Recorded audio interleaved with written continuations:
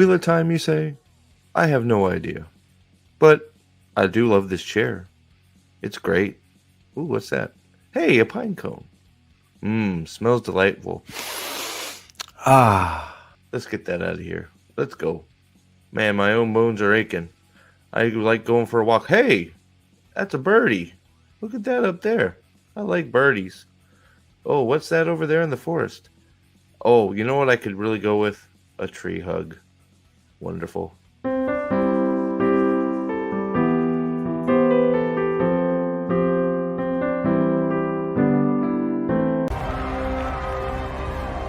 Car. Karn! Yo. What up? Karn is here. I'm so ready for Roadhouse Part 2. I can't wait. I'm ready for it. What's up? Gabfly, good to see you. Articus, good to see you too, buddy. Alex is here with me today. We're gonna take a look at some trash. I've already showed it to now you guys, like some of you guys, if you've seen before, you're gonna have to let me know. I don't think we went over one of them, but I can't remember. So if we did, you're gonna have to tell me. Maybe I just blocked it out of my brain. But happy Memorial Day weekend. And Alex, what's up, man? How you doing? Not too much. I think Lady B might be joining us in a minute, but she's cooking dinner right now. So. Ooh, nice. What's for dinner? I don't know. Cooking is women's circle works. I'm sorry, damn. Some kind of chicken, wild rice, broccoli. I don't know. She does a great job. She takes care of me. Hell yeah. I gotta cook for my damn self. Oh well, my daughter is now laughing at me. But actually, what am I talking about? I cook for them. I don't cook for myself. I don't get to eat. Yeah, whoopsie's right. So yeah. Man, I can eat air. I guess I could. Okay, it is working. Sorry, I was trying to make sure this was working. Okay, so once again, it seems everybody filters in. Good to see you, Bido. Good to see you, John. Thanks for stopping in for another. We'll see. Another disaster-filled stream of bad articles. Now, it seems I have another Screen Rant trifecta.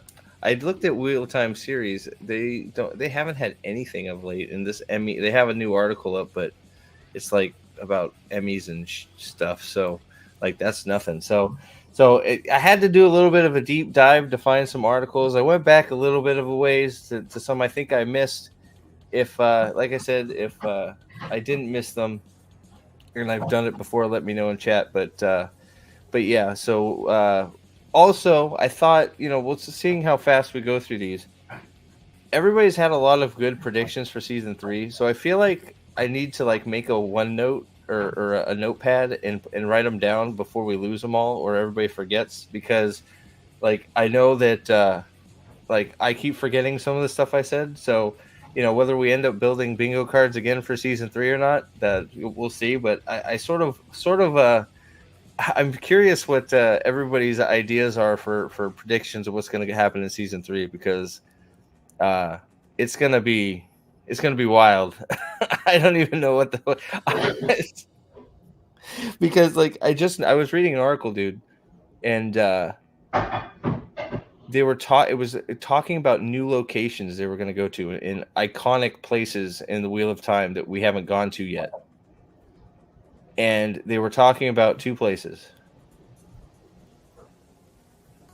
Can you guess which 2? Chat, can you guess which 2 they were talking about? The Aiel Waste and... So Rodion was one. Okay, and... Well, where do we know everybody's at? All the main girls. Tanchico. There you go. So talking about Tanchico and Rodion, which... See, Articus has read the books.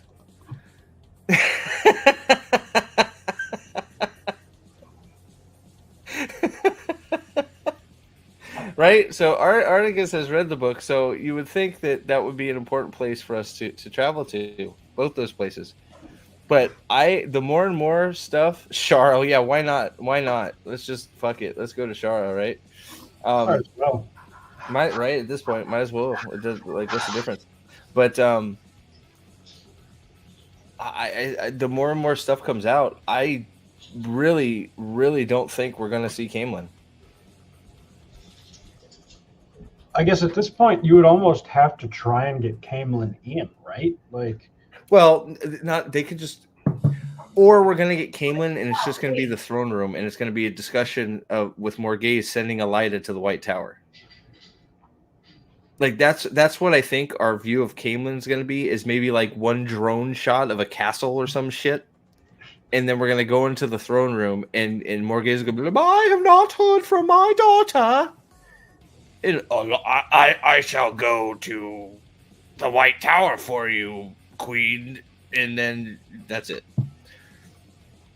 I guess I'm just trying to think. If you were going to do Camelin, you would do, yeah. I mean, they would probably just reuse the Kyrian room, where. Yep. That or reuse Shadow Logoth / the White Tower / wasn't there a third one? The Order training ground. Oh shit! You know what I saw?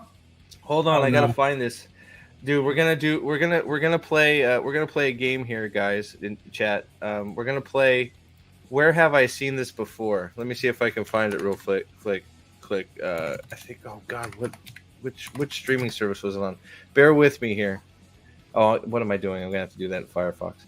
We're gonna play Where Have We Seen This Before? Now, I think I have found another piece of stolen valor from Wheel of Time here. Another another thing that has happened in another movie that like how the gear is stolen, right? Well, yeah. I saw something when a show was on, and I just it just like I can't believe it sort of feeling came over me, because it sure felt like I had seen that somewhere else. So let's see if it's going to log me in here. There we go. I'm in. All right. Let me see if I can find it. Has the right answer. What did he say? I didn't see. You should. Oh, are you logged in? You should be able to bring it up. You should. Hang on, give me a motherfucker. Two places they haven't gone are film school and writing class. Correct. Absolutely. Oh, guys, make sure you share this out, like it on Twit. If anybody's bored on this weekend, they can come hang out and have some fun with us. Let me see. Okay, so is this the right streaming service? What are you looking for? It was. Tell me that first. World War Z. It might be Netflix. Was it Netflix or was it Paramount Plus? It's on Apple TV, Paramount Plus, or YouTube Prime Time. Oh, it's also on Amazon Prime Video. I'm not going there. I'll just go to Paramount Plus. I think that's where I saw it. Okay. Sorry, guys. Bear with me. Am I logged in here? No, of course. So remember, if we're keeping score, we have Troy. What was it? Troy. We had. Oh God, the hammer thing was from. The hero. The little. I've forgotten where we found it. Shit. Uno's little mace thing. I know that with the hand on it, the hand over the spike. I forgot what show that was in now, but I know we found it somewhere. And then like we think that the Superman stuff was stolen for the headgear. Mm-hmm. So yeah, let me see if I can find it here quick. Here we go. Okay. Oh, perfect. I found it. I think.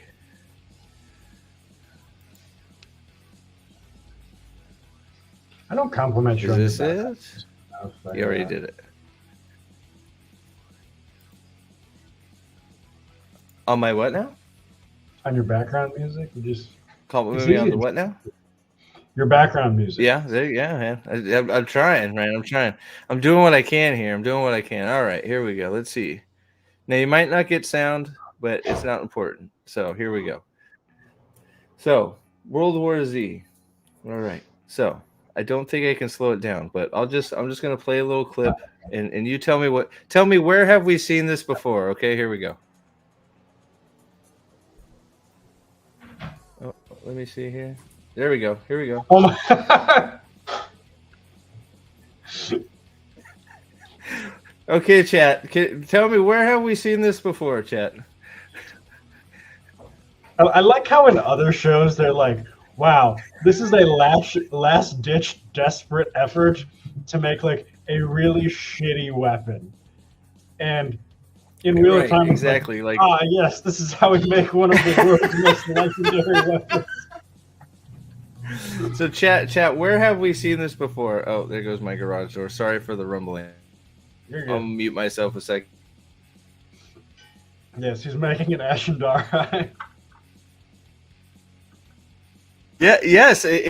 So Brad Pitt has an Ashandari shotgun. So, but yes. So World War Z did it first. There it goes. All right. So I saw that and I'm like, dude, they totally saw that movie and said, hey, we should do this. That is totally my headcanon right now, is that's what happened. They're in the writer's room. They're like, we got to skip all Matt's stuff in Roydion because he's going to Tanchico to hold Elaine's purse. So what do we do? Let's tape it up like they did in World War Z. I was like, fuck yeah, let's do it. So it's amazing, isn't it? I thought it was amazing. What do you think? Am I chat? Am I stretching it out, or do you think am I being unfair? Am I being unfair? No. Bella doesn't think I'm unfair. Thanks, You're Bella. not being unfair. You're my number one. Yes, good. I need a few more. What's up, Good to see you. Staple Bow. Didn't know Ashendari was in World War Z. That, as you said, I had no idea. I had no idea either. Let's see. Camelin will be the last episode where they do Raven versus Rand. Actually going to be Avienda and Egwene fight, but Rand and Elaine will have spent about 5 minutes in the screen together beforehand. That sounds like something we've already done, doesn't it? I am fascinated to see how they begin season 3, because if you had told me season 2 is going to start with Rand not in the first episode, and then he's going to be boning Lanfear and working at an insane asylum, my response would have been, what are you talking about? That's completely batshit crazy. So, I mean, I can't wait. Like, what is season 3 going to be? I would, and I'm going to bring up a notepad too, because I want to, because I like that prediction. Let's see here. Let's see. Savable. I actually think that's what's going to happen. I genuinely do. Either that, or they're just going to pretend that Falma is Tyr. All right. So what you're talking about? Let's see. Camelin will be the last episode. So.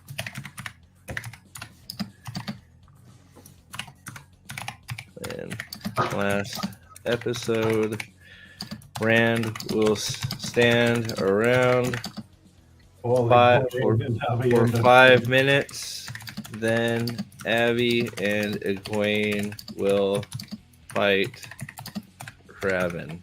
Is that sum it up, Gadfly? I think it was Camelin last episode. Rand will only have 5 minutes on screen with Elaine, and Avienda and Egwene will fight Robin. Is that well? That's sort of what I put. That's pretty close. What I got down is close enough, I think. So, let's see. Wait, does this confirm a long-held book theory that Matt is the ring? I think it does actually. I think we need to get on the horn with Screen Rant Screen Rant and let them know that another debunked theory has been confirmed by the show.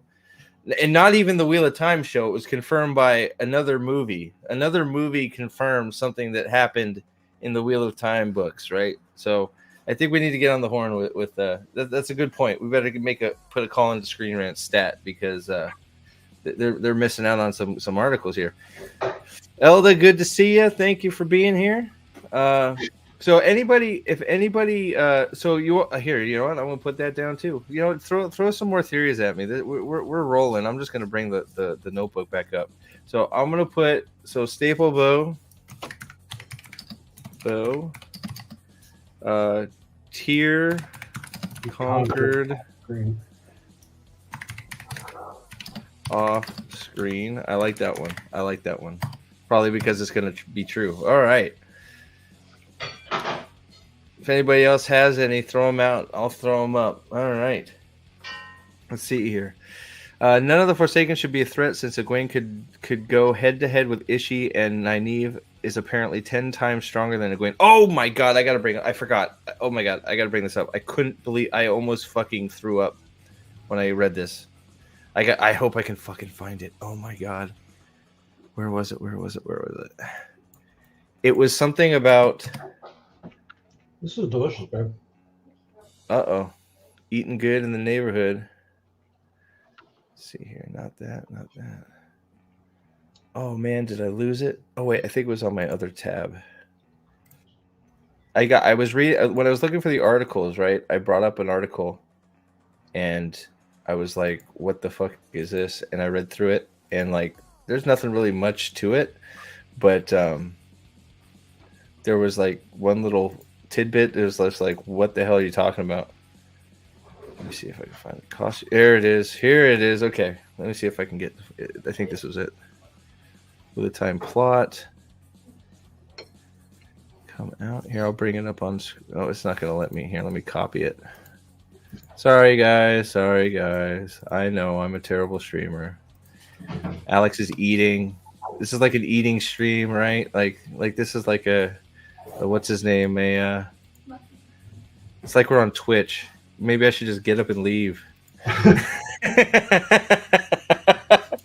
All right, so this is just some low tier bullshit site, right? But let me get to the article here. Have we had any more? Hey, Bella's in chat. What's up? Hey, everybody, tell my daughter to finish Bob the Balefire guy. Get on it. I mean, good lord. What are we doing? So we're doing a combination of things. So I have a notepad up for anybody that has some predictions. I want to get them all. I want to get as many of them predictions for season 3 down as before we all forget them. Right? If we put it together a bingo card, I'll have them on a notepad or something, because a lot of the times when I do these article streams,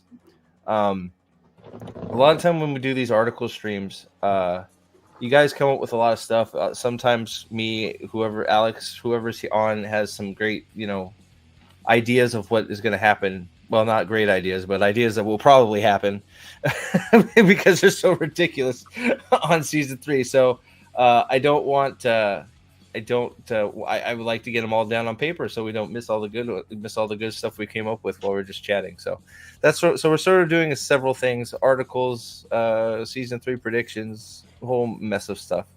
Let's see. But this one, where is it? Favorite books. Bullshit. Okay, here it is. Are there any Forsaken hiding in our world that we're meeting in season 3? In the books, each of them appear in their own way unique to that Forsaken, and so it's really fun thing to unravel in the show because they're almost like representatives of these different versions of evil. Mogandine's fun because she's not driven by love the way Lanfear and Ishmael are.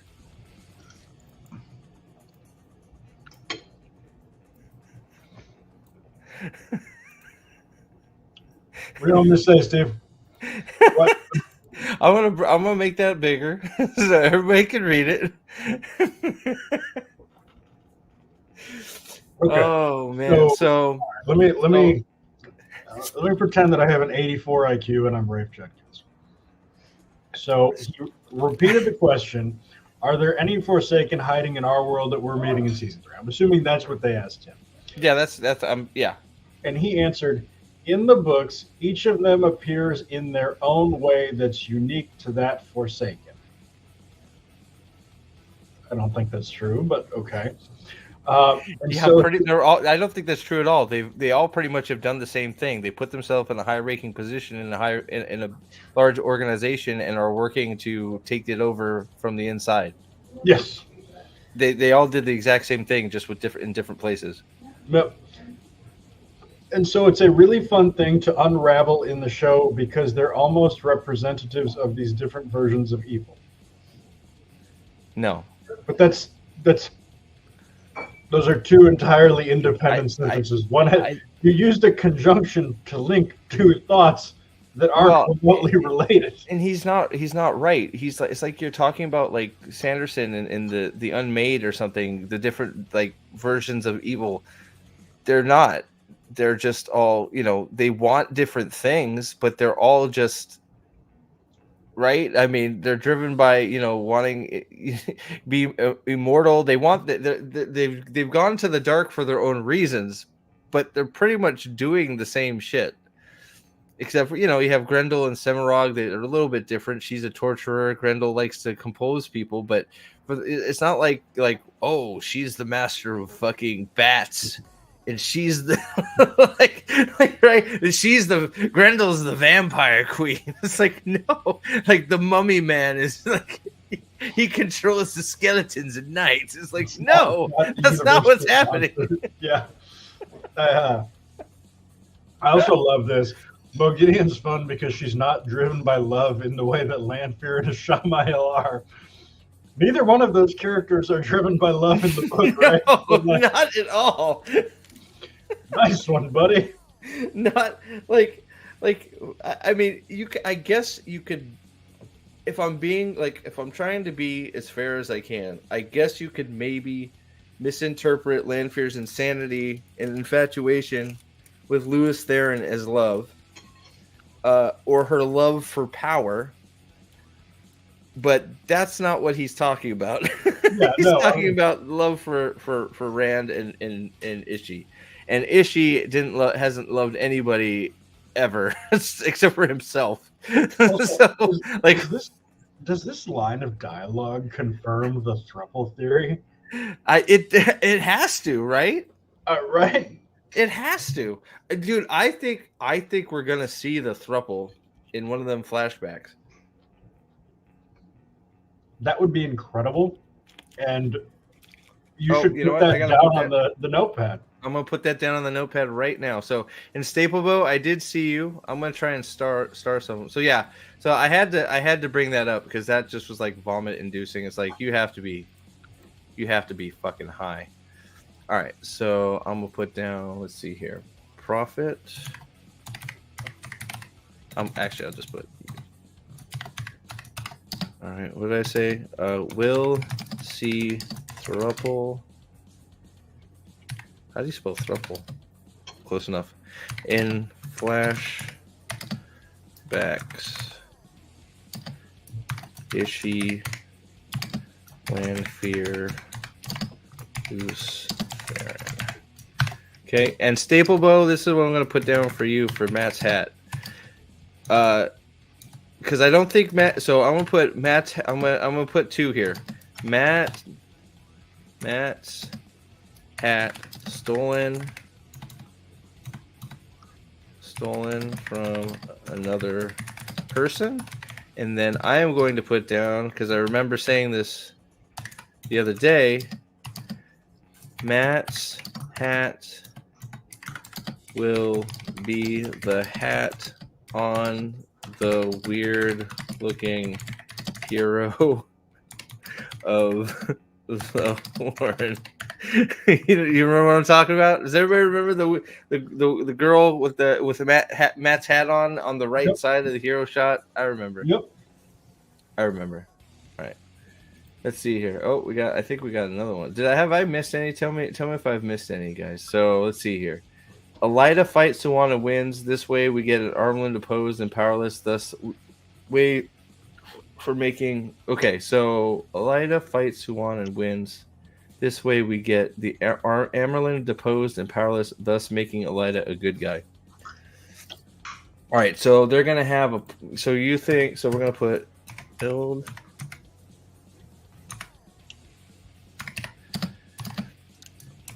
Elida will fight Suwan. Do you think she's gonna kill Suwan? Not a chance. Not a chance in hell does this show kill their only ship. Making her a good guy. Okay, there we go. Hello, Miss Martin Muses. Good to see you. Thank you for being here, as always. I want to call out a good comment by Gadfly, though. Yeah, where are we at? Which one? He makes the comment, the men do more straightforwardly taking up roles of leading men, while the women work in the background. So there is that difference, which I think is actually not only a brilliant observation, but a brilliant way of, looking at the difference between men and women, how men desire hard power and women desire enough soft power to make men use hard power on their behalf. So interesting analysis, and one that I actually wholeheartedly agree with and think is rather poignant. Absolutely. Narc's prediction is he won't be watching it. Oh man, really? Go on, dude. Hello there. Article about making Rand gay. Is that what we're talking about? I haven't seen that one yet. I'm waiting for it. Who knows? It's possible. It's possible. They're gonna make LTT do the walk of shame out of Ishii's Subaru dealership. I expect Louis Theron to be driving a Subaru this season in the Age of Legends. If he is not, I will be greatly upset. I didn't think about the insidiousness of that, but if they do make the LTT throuple happen, that very easily dovetails into bi or gay Rand, doesn't it? It does, yes.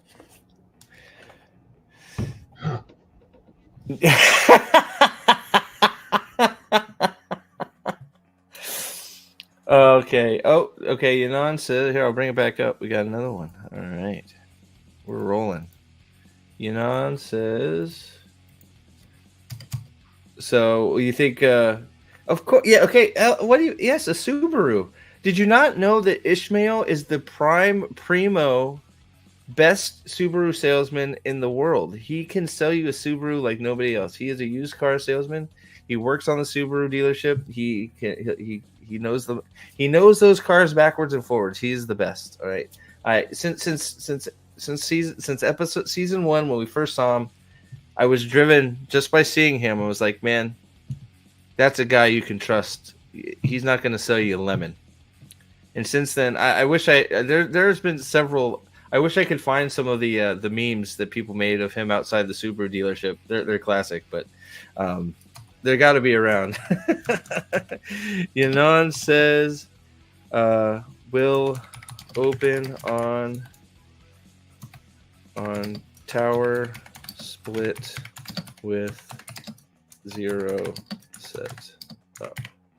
Perfect. All right. Moving on, gentlemen. Yeah, who sent me the Subaru thing? It had to be Mule. I bet you I can find it real quick. Yeah. Oh, you know what though? I do have something else to show that is amazing. Okay, it's amazing. You should put it down as the entire band of the Red Hand Discord. The prediction that the first scene will be the Black Sisters taking the. Oh, okay, yeah, okay. So yeah, I will do that. That's a good idea. So, let's see here. Red Hand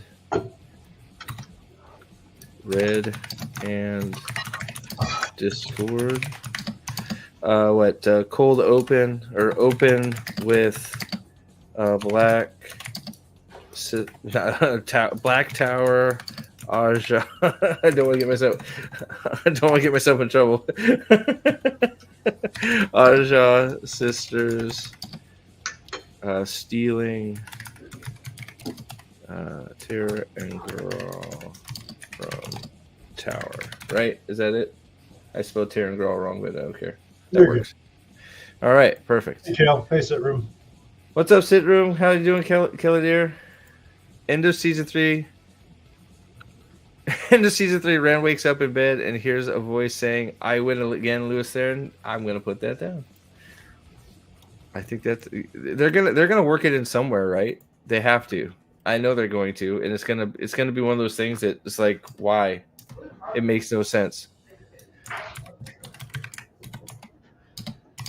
End of season 3. Rand wakes up and hears voice. I win again. Boom. Got it. Done. Nice. All right. All right, let's rip this bandit off. We've been stalling enough. We have. Hold on one sec, though. I want to bring up. There's a few things from the Discord I want to bring up here because they're amazing. Let me see. I wanted to try and find the Subaru dealership real quick, but I can't find it. But so, Max has been doing some behind the scenes mumbo jumbo and has produced some cool stuff. I don't know if you've been on my Discord at all, you probably would have seen it. But if you haven't, I'm going to show you real quick. It warms my heart to see it. So first we're going to, here comes the first one. So let's see here. I'm going to have to zoom out a little bit so everybody can see it. Okay, so first off, we have this beauty. This is a rendition of Werewolf Perrin versus Giant Werewolf Perrin versus Giant Mogidean Spider. My dream come true. My hope for season 3, if it happens, I will be thrilled. So that this was the first one that he did and sent me in my Discord, and then we also have let's go with, so he has this one. This is Werewolf Perrin here. So now we just have one of Werewolf Perrin right there, which is I thought this one looked fucking awesome. I love this one. This is gonna go. This one could go in a Definitely a thumbnail here. That is a badass looking Perrin werewolf. I want it. Let's do it. Come on, Amazon. Come on, Amazon. Do it. make it I happen. dare you. So we have that one, and then there's one more. Another one. Here we go. Boom. All right, there we go. So he told me what he did. What he put into this one was he put having them kiss, but the message he sent me was he put in the werewolf kissing the spider, and he's like, it doesn't really look like it's kissing him. It still looks like they're fighting to me. He's sort of right, but oh boy. So yeah, so there you go. There are now pictures of Werewolf Perrin V versus Spider Mogideon. So Nick, I predict they will skip Clan Chief and Wise Ones will run the IEL. Ooh, that's a good one. Extremely possible. That is a good one. I'm gonna put that down. Nick. Skip Clan Chiefs. This is I think that is entirely possible. That's very possible. We almost have to do like the gambling lines for these because some of these are too predictable. Yeah. Over under on some of these. Yeah, absolutely. I'm putting it because I have to. Werewolf Perrin. We gotta have it. It's my dream. Amazon. Let's do it. All right. Is the music too loud? I think it's a little too loud, isn't it? I think you're doing good. Okay. All right. So let's see. Which one I showed you. Which one should we start with? Well, let's start with the oldest one. So you guys are going to have to tell me if I have done this one before. I don't remember if I have. I don't think I did. That's brutal. And what possible. Happened? Oh, Jimmy Kawasaki's prediction down there. All right, let's see. Prediction is the army. You're trying to get me in trouble, Arcus.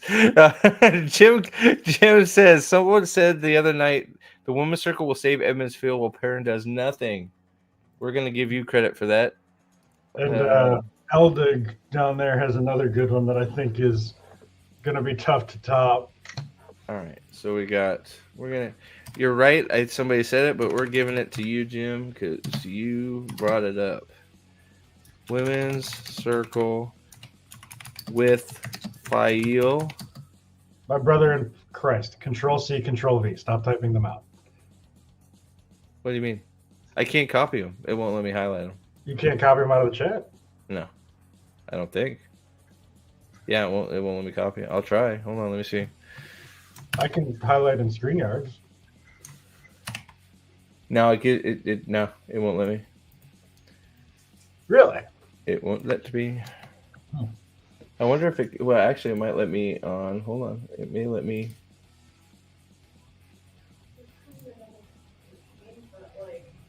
I wonder if it'll let me out of.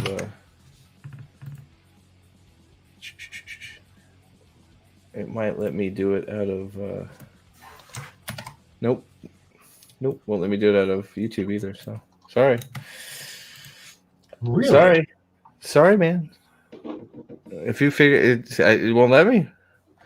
Fail will save Edmonds Field while Perrin does nothing. And what Eld said, there's another one. Either this or the first Aiel to break from the way of the leaf is a woman, and the maidens are the first society. Oof. I can copy and paste it for what it's worth. How did you do? So how did you do it? Out of the chat? I just go to under comments in StreamYard and then highlight the text. Mm-hmm. Control C. Go over to Notepad. Control V. Because I think part of that it might be because I can't. It highlights the whole button. Well, I'll tell you what. Why don't I take down the notes and then I'll send it to you after the stream. All right, there you go. That'll work. Cool.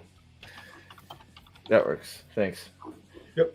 So I got up to Jimmy's women's circle thing. Yeah, I think that's because it's a button for me, right? So when I click on it, it brings it up, so it won't let me highlight it. So Perrin kills Loyal just for show to bring Loyal back next season. By the end, we'll be rooting for the White Cloaks to take over the Two Rivers. Already am, Nick. I think everybody, they are already the winners in my book right now, right? I mean, come on. All right, so I don't remember if we've gone over this one before, but I saw it and I'm like, well, I don't remember talking about this, but 10, the Wheel of Time characters whose stories are changed most from the books. Well, they have two. In their defense, they have two good examples on actually cover. Perfect, right? Yeah. Right now, there looks like who wrote this one? Oh, it's our boy Henry Ladd. Henry's back. I forget. We looked up Henry at one point, right? Yeah, we did. I forgot exactly why, but yeah. Yeah. So, Prime Video's The Wheel of Time makes significant changes to 10 characters, not just Jesus, no, to all characters, aiming to adapt the How do you immediately contradict yourself? Wheel of Time makes significant changes to 10 characters, aiming to adapt the series faithfully. Season 3 continues to do this. Am I the only one that sees the immediate contradiction? I mean, ChatGPT doesn't do it, so. I mean, fuck me.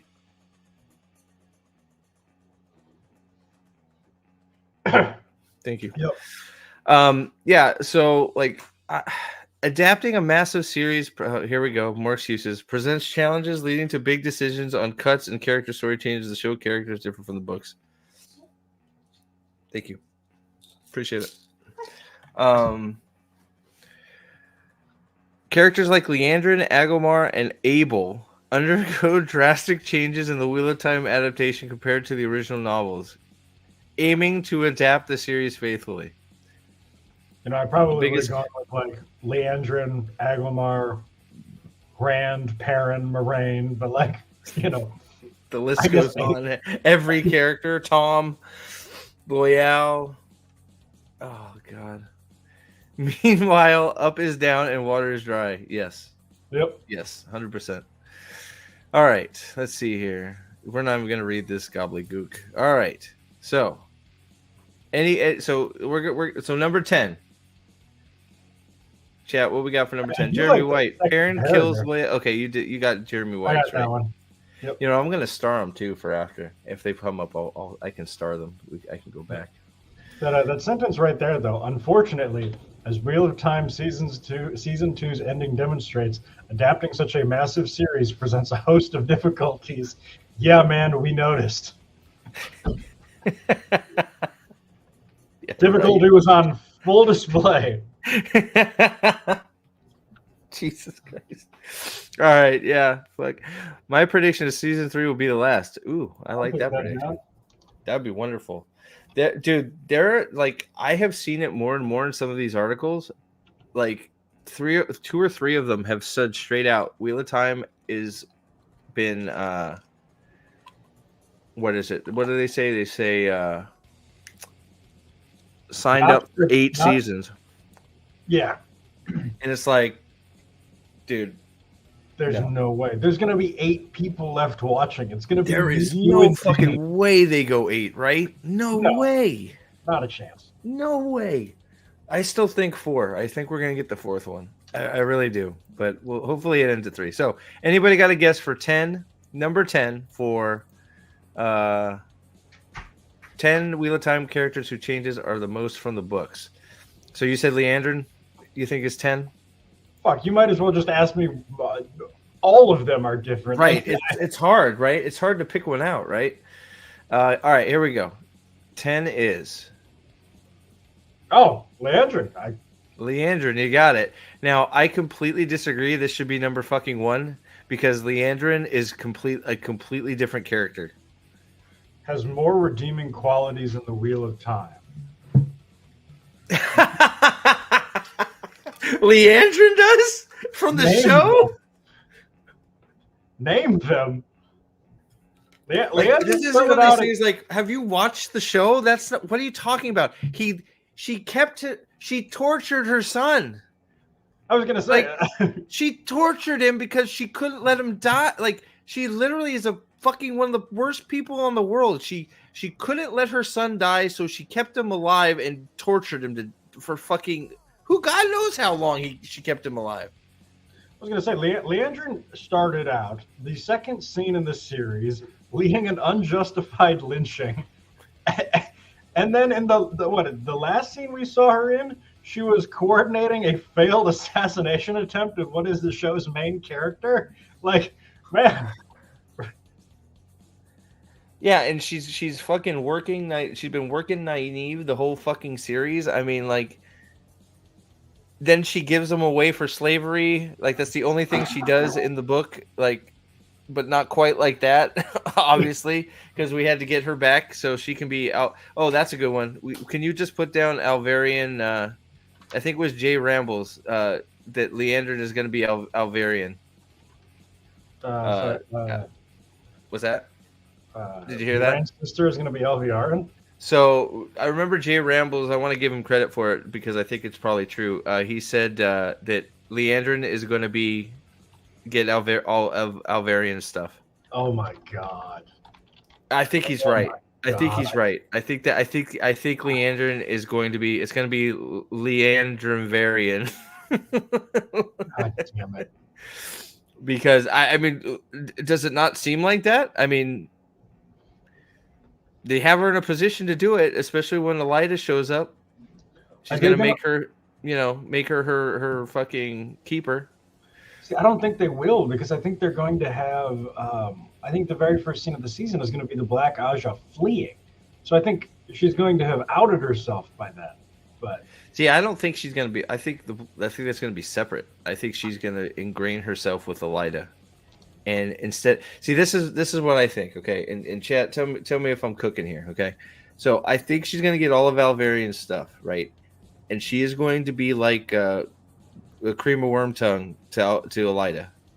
oh my god! So she's going to be whispering in Elida's ear, and Elida is going to be a victim, not a stupid idiot.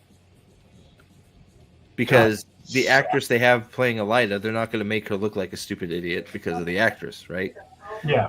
So I think they're going to completely redo Elida. Elida is going to be a victim of Alvarian's whispers or compulsion or whatever. They're going to do the Himalaya stuff, but with Alvarian and Elida. She's going to be slightly compulsing her to do shit. Or just giving her bad advice to fuck up, right? Or something like that. She's going to be... That's what I think is going to do. So... Oh, so Gadfly said it too. So Gadfly... I know Jay's been saying it too. So Gadfly, you get credit for it too. Alviandrin.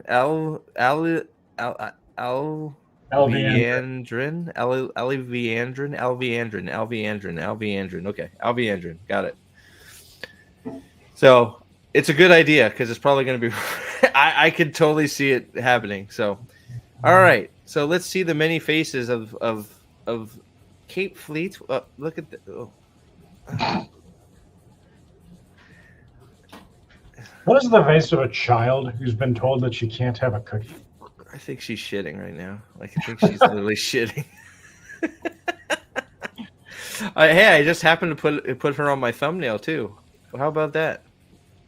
Hey guys, hit that like button. We got 19 in chat. Thank you very much for being here. I actually like Gadfly's prediction. I think they're going to have Mogideon be screwing with Elida from the beginning. They justify this one. They will try to justify having Mogideon take over the Black Aja sisters right from the get-go. Probably. I like that prediction. I'm assuming you got that one.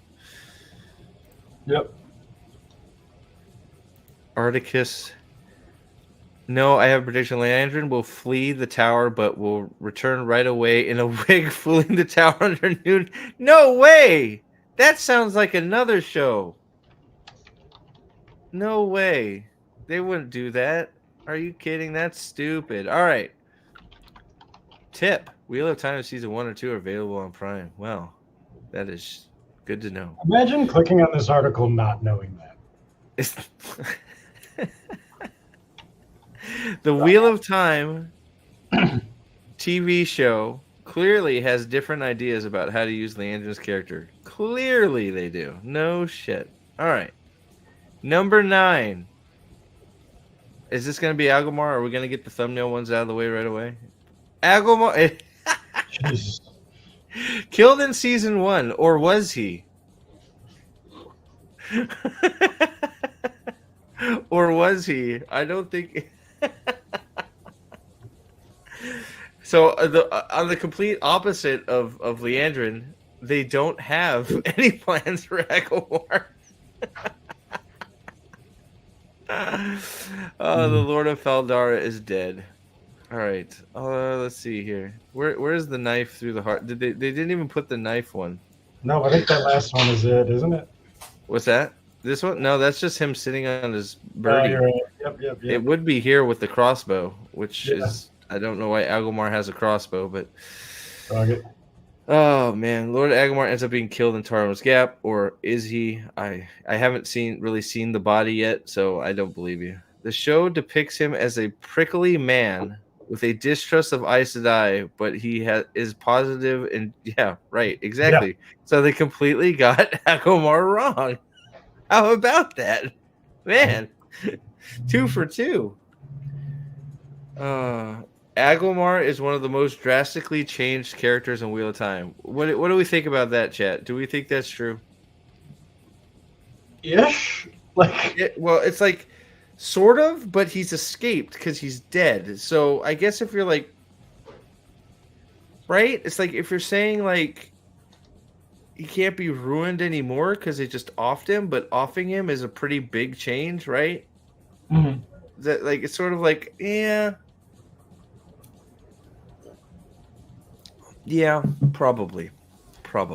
All right, on to number 8. Abel Cawthon, depicted as a drunk in the Wheel of Time. Poor Abel Cawthon. Yep. Okay, so I want to. This is going to be interesting in its own regard. What do we think the chances are that all of the male characters on this list, they will acknowledge they've made worse, and all the female characters they will say has a larger role or is more sympathetic? Wait, say that again? So I'm going to say, is Screen Rant so self-aware that all of the male characters are going to be depicted as worse or with a significantly lesser role, Okay. while all the women characters will be shown as having a greater role or be depicted better? Okay. Probably. And I don't think they're going to be aware enough to make that observation, but you got to make your own fun with Screen Rant. Oh man. Okay. So how is he one of the most when they are also changed? I would say so, but his is particularly offensive because all they had to do was change his dialogue, and Agomar would have been closer. Yeah. Well, they didn't give him anything. No. Right. I was ready for his. I really, really, really wanted that scene in the book where Agomar sits down with the Edmondsfield Five and tells them about Lan. Yep. And instead, they did some bullshit scene where Lan sat at a table with some Malkier fucking poor people in Faldara and learned how to teleport behind Nynaeve. And it's like, why did you do that? Just like Agomar's fucking like story is such a great, it's so good. It's so good. I mean, it's just like, good lord. But I'm not putting that down on the list. Here's another bold prediction. RJ will come back to life, assume the persona of Don Corleone from The Godfather, and with tears in his eyes lament, look how they massacred my boy. I like it, but it's not going on there. It's not. It can't. All right, Abel Cawthon, depicted as a drunk. I love how they don't have a picture of him, so they use their terrible screenshots. It's all just terrible. Abel Cawthon is debatably the character of the Wheel of Time changed the most from the book series. Why have they said that for every fucking one? Abel is a good man known for his skill with the horse and the quarterstaff. He's one of the most respected members of the Two Rivers community, and he plays a huge role in protecting the village from the Charles and Shadow Rise of the fourth Wheel of Time book. Matt often remembers his father's wisdom and perspective, calling it in his times of need. Matt clearly despises his father in the show, making it difficult to reconcile the character with his book counterpart. It's impossible to. He's has no redeeming qualities in the show. None at all. Zero. He's just an absolute piece of shit. Abel Cawthon, depicted in Prime Video's The Wheel of Time, could not be further away from the character. Prime Video's Abel is a cowardly drunk who hides in a shack while his children run for their lives. Yeah, that sounds like Abel Cawthon. Yep. Oh God, I saw what 7 was. Did you see what 7 was? I did not.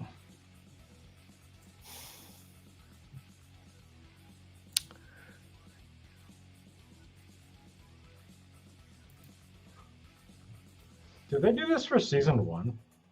Like, is season 2? Well, I suppose they did mention. Is this our rerun of a I don't know. Like, when was this? I didn't think this was that old. I No, sorted by date. I think it's new. I think what Screen Rant did is Screen Rant took. Yeah, May 12th, 2024. I think Screen Rant took an old Screen Rant article and just threw Leandrin on top. Maybe. I don't know. I guess we'll see when we get further down. Maybe. I don't know. Like, I guess we'll see, right? Emma Lisa Jihad, or Jihad, is it Agomar Jihad? I don't know. I don't know how to pronounce it. Sorry. Agomar's sister is better than Agomar, of course. And really? she steals Rand's fucking stolen valor queen. They made Agomar a misogynist and a poor leader. Just a dialogue change would make him the way he was in the books, but they did it to make the manpower look bad, and in turn make her look better. Yep. This is one of those that when we start talking about incompetence versus like maliciousness, this is one of the easiest ones for me to put into the category of malicious. Yeah, 100%. Yeah, they just made Agomar bad so she could be in charge. You know, make the women of Faldara look like badasses. It's like, stop it. You don't. It's fine. They can fight. I don't care. But like, stop it. Oh God, Amelisa is one of the worst things about the show. 100%, at least in my eyes. Like, one of the worst. She was only in the show for like what, 2 episodes, and she is like one of the things I hate most about season 1. Yep. It's fucking terrible. All right. Amelisa has no training, which means she wouldn't know how to form those wees even with the requisite power. She would never be leading a circle. She was weak as fuck. She didn't have barely. Did she even have a line in the book? Like, very limited. I don't even think she had a line in the book. Did she? I believe she said something like, "Come with me." Here's some finger sandwiches. Mm-hmm. In the books, Amelisa's only relevant moment in the story is being compulsed by Leandrin to find Rand and his friends. There you go. Okay, so there it is. She confirms that Leandrin is evil. Number 6. Okay, so just to clarify, we've had 4 so far? Yeah. Or no, this is the 5th one we've had. My prediction is correct. Anavir, Amelisa, Leandrin have all had enhanced roles, and Abel was made to look worse, and Agomar was both made to look worse and has a significantly reduced role. So I'm 5 for 5 so far. Who cares about Anavir Damadrid? Like, she shouldn't be anywhere. Like, who cares? Of all the characters to easily cut. Yeah. Like, good lord. Good lord. And this actually ties in with one of the other articles that I have. But Stable is right. Leandrin has a brief interaction with her in the books. Yeah, that's it just said that in the article too. So, but it's brief. Let's see. Anavir is a clever political player and much more ambitious than her book character. Yeah, no shit. Her book character is non-existent. This encourages her to marry her son Barthanes to the Queen of Carrion. The Queen of Carrion. Right. Every time I read it, I forgot about that. Jesus Christ. Demonstrating infinitely more ambition than her book counterpart. Yeah, because her book counterpart didn't exist. Oh, God in heaven. All right. What's next? So 5. Uno. There we go. Now we're in season 2. Very curious. What are they going to say about Uno? He's a dumbass. I was going to say, are they going to say that Uno is more involved and braver? Wait a second. Talk about how he died. Wait a second. This doesn't look like Uno to me. No. This looks like Guido Kane. Shut up. Shut up. Fuck off. Sorry. I thought the show confirmed that long thought theory about, All right, let's see what they have. This Killed in Wheel of Time Season 2. Uno, a.k.a. Guido, who dies prematurely. Blah, blah, blah. Blah, blah. Uno story is largely followed. Yeah, whatever. Uno remains a character for the entire Wheel of Time book series, joining the rebel Aes Sedai and Saladar before fighting valiantly at the last battle. He also appears sporadically in other character stories, showing up when he's least expected. With that in mind, the remainder of Uno's story will have to be skipped from the Wheel of Time, and while his role is not all that important, it's a shame to lose such an intriguing character in the story. So he said that he had nothing to say. Gadfly is right. They skipped over his death in season 1 too. Yeah. We forgot that he died in season 1. Like, if we just don't, that's one of those things. Like, they hope that we just stop mentioning it so they can just pretend it never happened. Yep. It's like, just stop talking about it. Yeah, are we going to talk about the manner of how he died? Uno ate a large spike. Yeah, are we going to talk about that? I don't have my TLM up.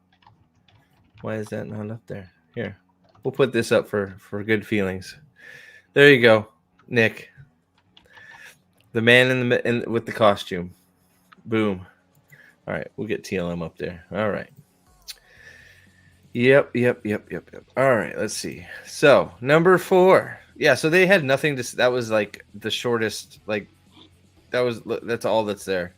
Like, out of all of them, there's like nothing. Had nothing to say about it. So, oh god, I still think that Uno is gonna take over Hopper's role, and Uno's gonna follow around Perrin, giving him fucking tips. That would be incredible. And I actually, all right, hang on, let me add that to the sheet. I so fucking think that's gonna happen. I really fucking do.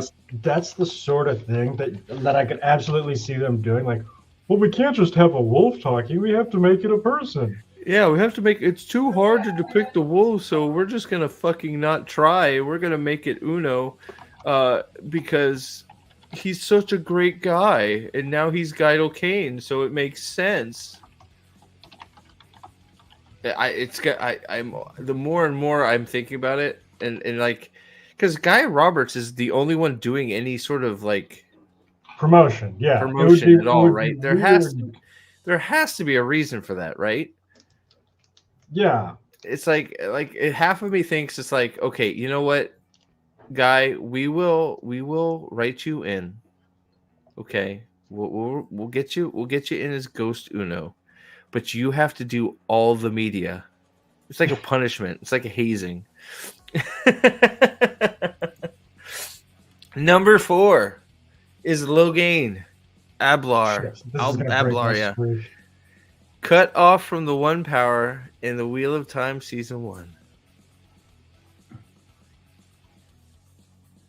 Logain's story on Prime Video, The Wheel of Time, includes several core aspects of his book story. Does it? I mean, he is gentled. Yeah, I guess there's some. Are they going to bring him back to the tower so that he can be with... There's no way Logain is going to be... I have no fucking clue what they're going to do with Logain. They've put themselves in a fucking corner, right? He's in an insane asylum, right? Apparently put there by Moraine, which makes zero sense. So, like, I think he's just going to escape. I think they're going to get him out, right? Like, he takes over Asmodean's slot. I think maybe he is. I don't know. I have no idea. Like, I have no idea if it's going to be one of those things like Moraine goes, we need him to come with us, so we're going to have to do another evil thing. Hey, Rand, call Lanfear so she can blow up the insane asylum so we can get Logain out to teach you, even though he can't channel.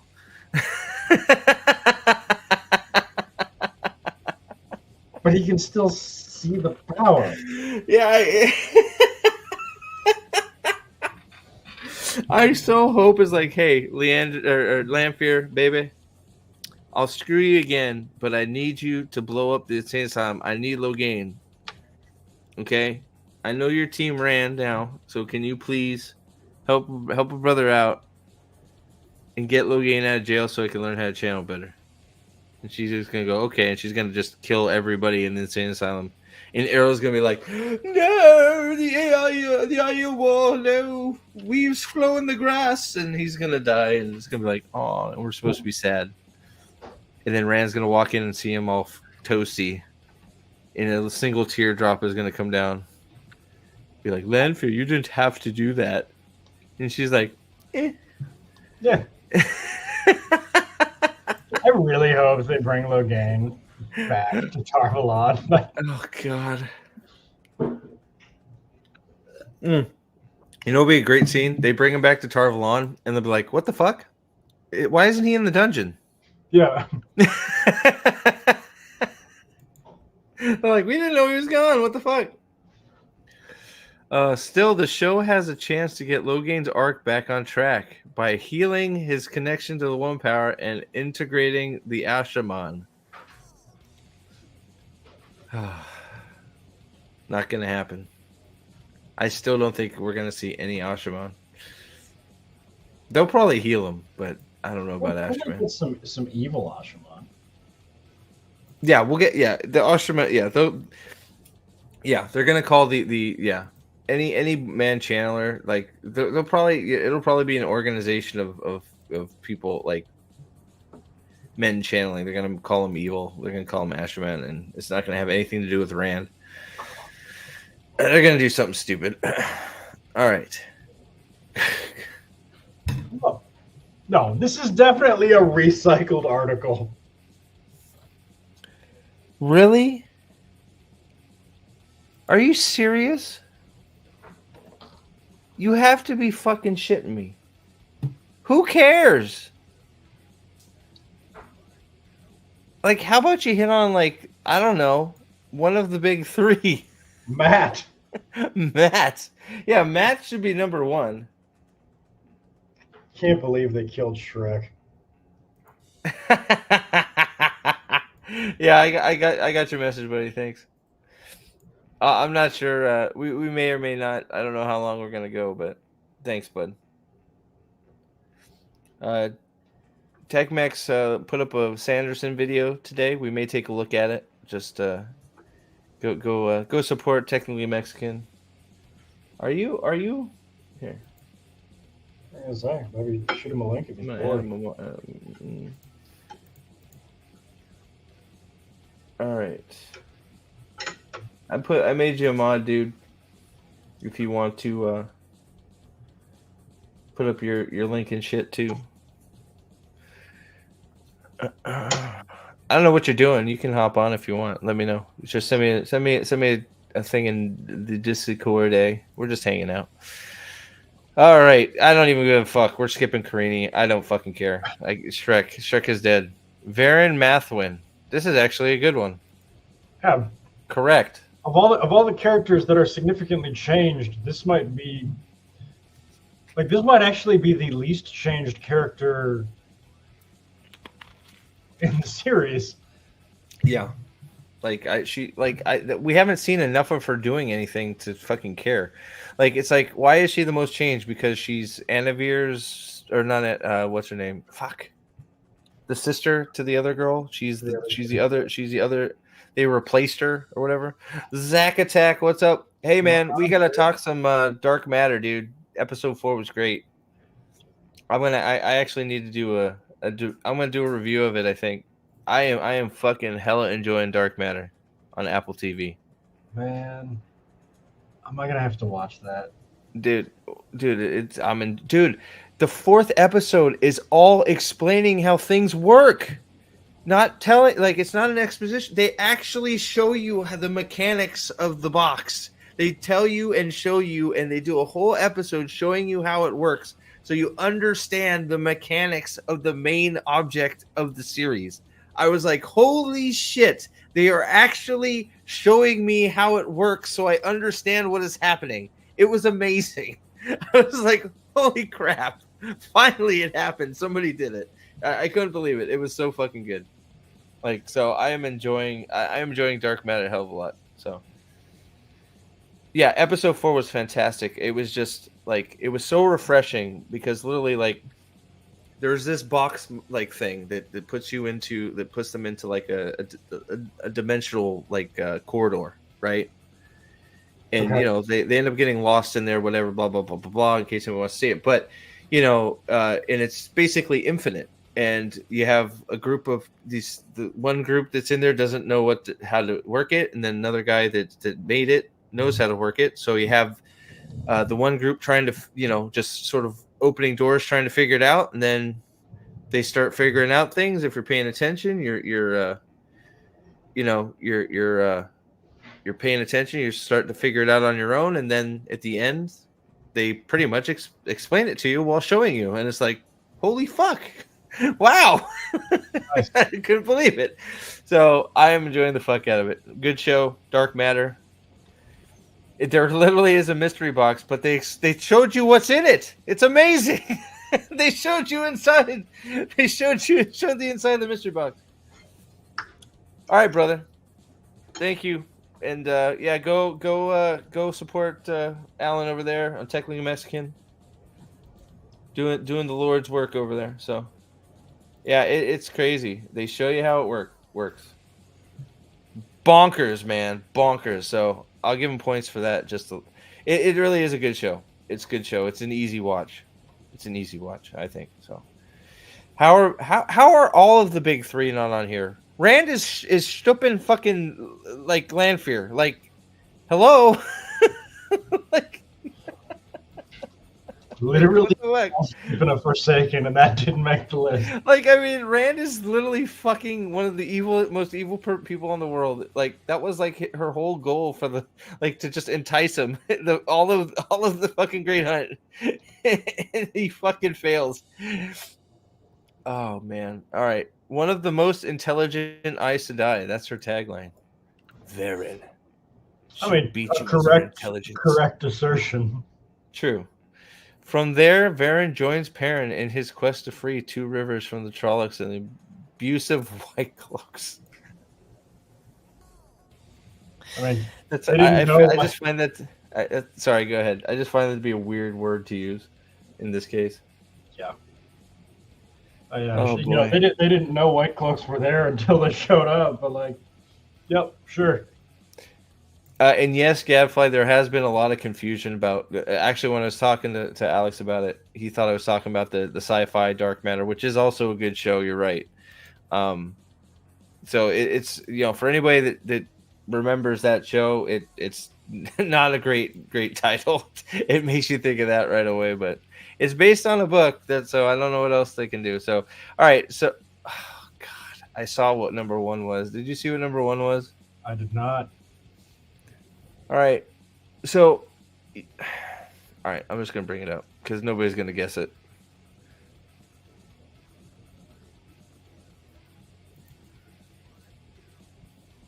I mean, in the sense that Elias basically became Huron from a plot perspective, like. So kinda. this list is very weird because it doesn't really like. This is like 10 Wheel of Time. The Wheel of Time characters whose stories are changed the most from the books. No, none of this is right. No. None of this is right. Moraine, Lan, Tom, Perrin, Rand, Ishmael. Yeah, I'm This it's completely wrong.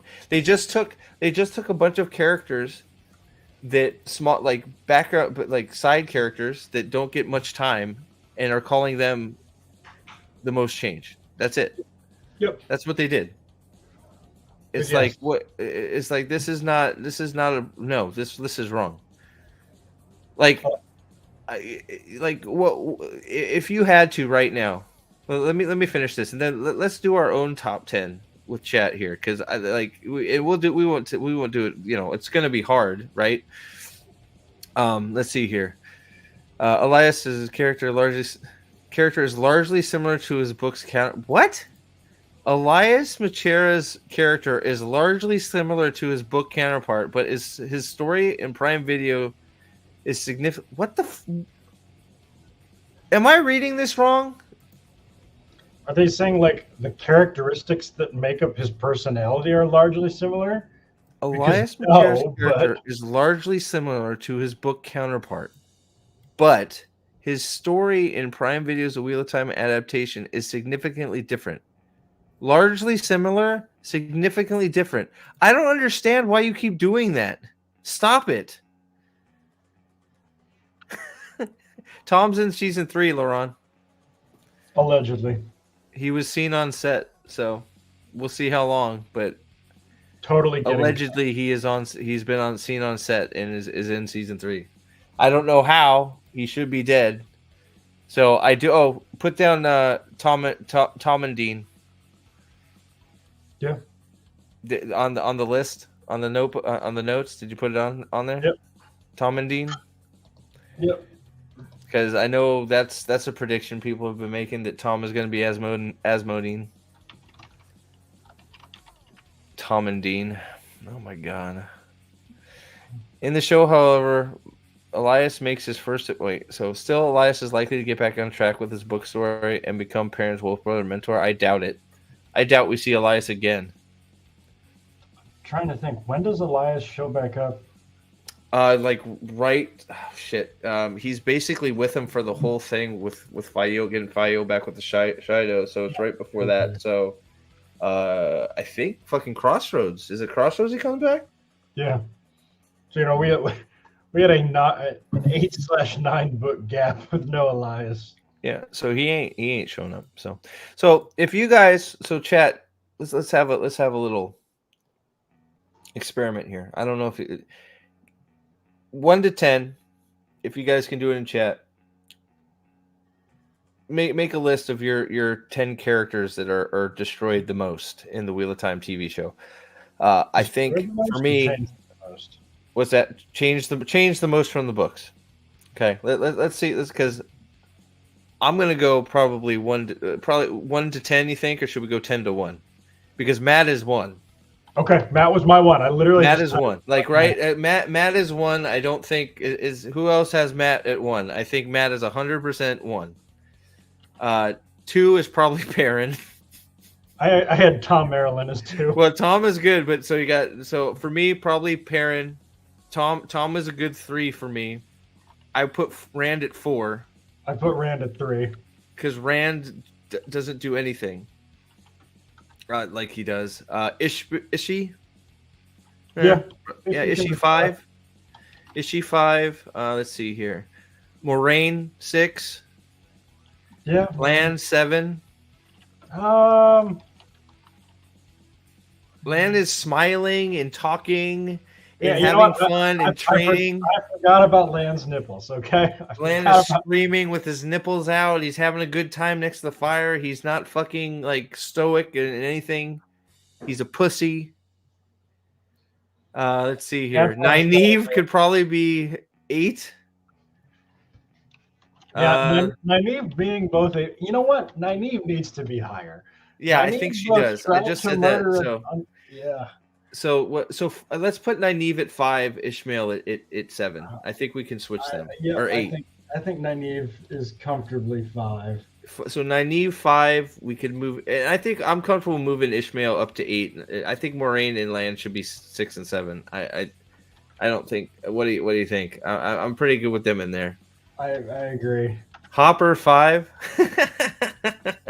Min. Oh God, Min's got to go higher. Min's got to go higher. Min has to go higher. Min's got to be 2, right? She's a dark friend, for God's sake. Min has to be 2. Yeah, I think you're right. I think she has to be 2. Like, there's an entire stream like in itself just talking about this. Min has to be 2. Like, you're right. This is an entire stream because like. Oh fuck, Loyal! Loyal! Like, Loyal is such a non-entity in the show that like, which makes it so bad because he's not in the books. Gaul, why was it Gaul on the list? He's not. He doesn't exist. Gaul and Avienda are both good choices. I mean, good lord, right? Avienda, guys like Abel, like. Oh man, like I think we'd need 25. Yeah, I think maybe we'll have to do that. Go to 25 might be. Dude, Narg, thanks man, thanks for liking it. I'm gonna DM you, Narg. Maybe so see if you want to, do something. It could be fun if you're listening. Oh man, 10 to, okay, we got Staple Bows 10 here. 10 to 1. Lanfear, Logan, Ishmael, Tom, Moraine, Lan, Perrin, Min, Rand, Matt. Solid. I'm trying to figure out how I feel about Logain. Oh my god, don't get me.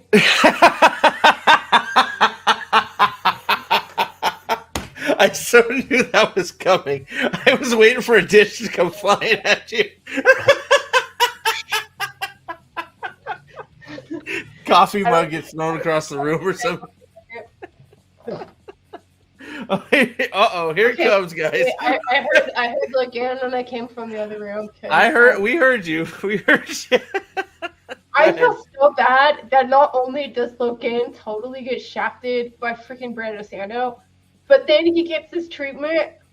He gets the freaking raped. He gets raped. He got raped hard too.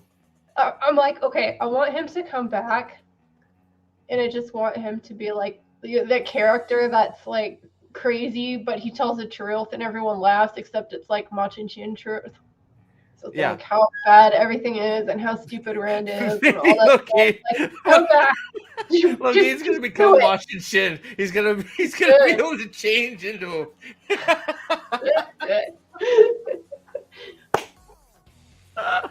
Oh man. Okay, Like, I'm gonna go back to potting plants, but yeah. okay. I Have give fun. you guys my 2 cents, but Yeah. hope you guys Well, we heard you. I knew it was coming. I love you guys. Take care. All right, bye.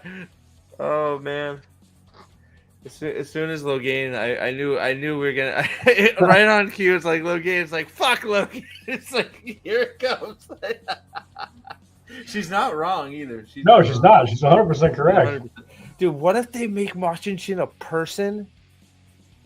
That would be insane. Dude, wouldn't that be fucking insane if they make Machin Shin like Leandrin, just like his tamed Machin Shin, and she's just walking through the ways? No, yeah. Like, that's it. I think they are going to openly use the ways in season 3. I can see it. People are just going to use the ways to get around, or they're gonna learn traveling to try and explain all their warping around.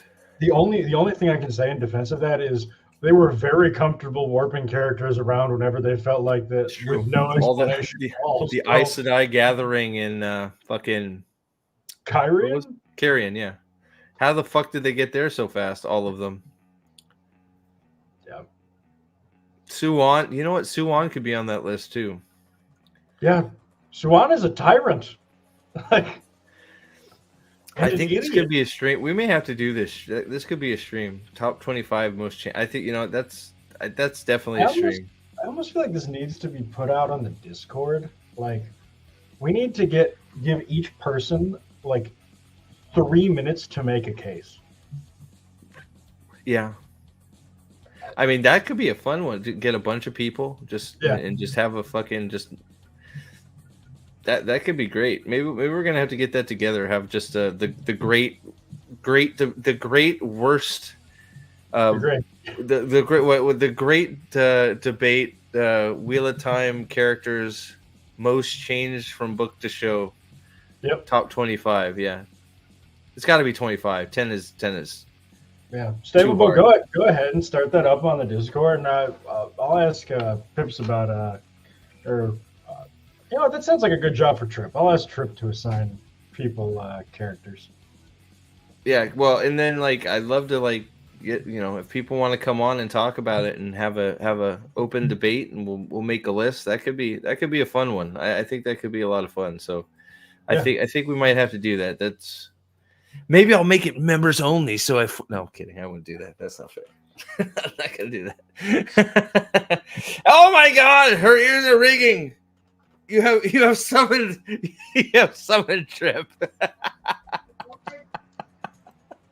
She hath been summoned. Pat and Fane too, right? Jesus Christ. Yeah, Stable, go ahead and run it out to 25 at the moment. 25. It's gotta be 25. And put you know what? Actually, next Saturday, are you good? Are you around next Saturday? Probably not. I think I got something going on, but okay. I'm gonna be available all week, man. So if you well, because I have the fucking evening shift, but like if we plan something, I could probably like leave early. Like that would be fun enough that I could probably make some change in my work schedule to get out of here. So, Trip, we were going over a Screen Rant top 10 characters most changed in the show from the books, right? Is that what it was? It was a bad title. It was a bad article, bad title, bad writer. In the top 10 were all just like characters with like no like Anaver, fucking Elias, Abel Coffin, all characters that have no, are barely in the show, right? They just, and then of course, all the characters that got killed, right? So the list is just garbage. So we basically had this idea to make our own list. We started talking about it. So, Alex had the idea to get a discussion going on the Discord, and we'll cap it with a good old debate, making a list of the worst 25 or yeah, I think that could be a lot of fun. So let's try and figure that out. We'll figure out when we can do it, and we'll give plenty of notice. I'm thinking maybe we could, maybe instead of Fight Autopsy, we could do that on Wednesday. That could work. Yeah, maybe Wednesday, Tuesday, something like that. There's an argument for men to be number one. Like I'm not. I can't. Like there really is. Like so that's why it's gonna be. It could be fun. It could be fun, and everybody's got to be friendly. So we'll get a good panel together for it. Stable, just do me a favor with the thread. Just put on there that anybody that's interested. Like like I can't promise everybody will get in, but anybody that's interested in actually coming on live and talking about it, just some sort of, whether they DM me or say so in the thread, it'd be good to get a list of people that would like to, and we'll see who we can fit in. We don't want to go too crazy, so because everybody will be talking over each other, but it could be a really fun chat, debate, list making. I think anyway. So let's see here.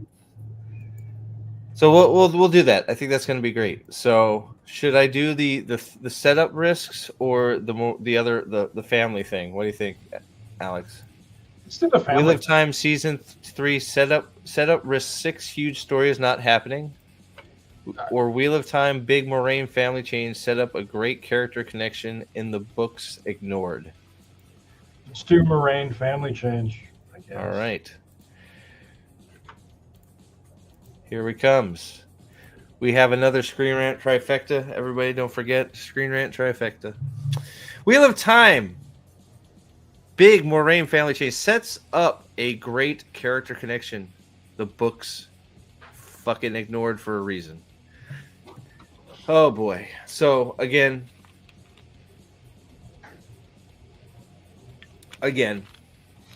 this is another low key. We're better at writing Wheel of Time than you. Roman, you smelly bastard. What's going on, my friend? Roman, are you watching Dark Matter, sir? On Apple TV. We need to hook up and do something. Even if it's just us throwing insults at each other. I miss you, dude. We haven't done anything in a long time. So, here we go. What do we think that? So we have Anaver and Elaine in there. So, are we gonna do the cousin to Elaine thing? Is that what we're doing? It's gotta be. It's gotta be Galad. You don't have Apple anymore. Oh man, that sucks. I'm sorry, buddy. All right, it's got to be Galad, right? Okay, so Moraine's storyline in season 2 sets the stage for exploring her relationship with Galad and Gawain and Elaine. A connection overlooked in the books. It was not overlooked. It was deemed unimportant because Moraine doesn't give a fuck about her family line anymore. She's an Aes Sedai. Yep. She has severed all connections to family. It wasn't ignored. It wasn't important because it wasn't part of her character anymore. Because she did not care. She did not care about her fucking, any of it. The show's departure from the books emphasizes Moraine's family ties, opening up new possibilities for character interactions and storylines. Now, people, real quick, and Gadfly knows what I'm talking about, right, Gadfly? Do you remember the last 2 times I have done some of these? Actually, it happens almost every. We are streamlining and cutting the story. Streamlining.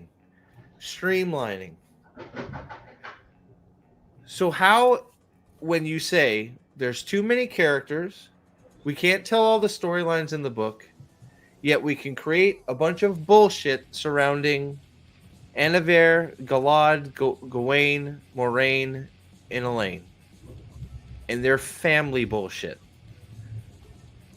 Streamlining. But we're streamlining. You know, guys, we really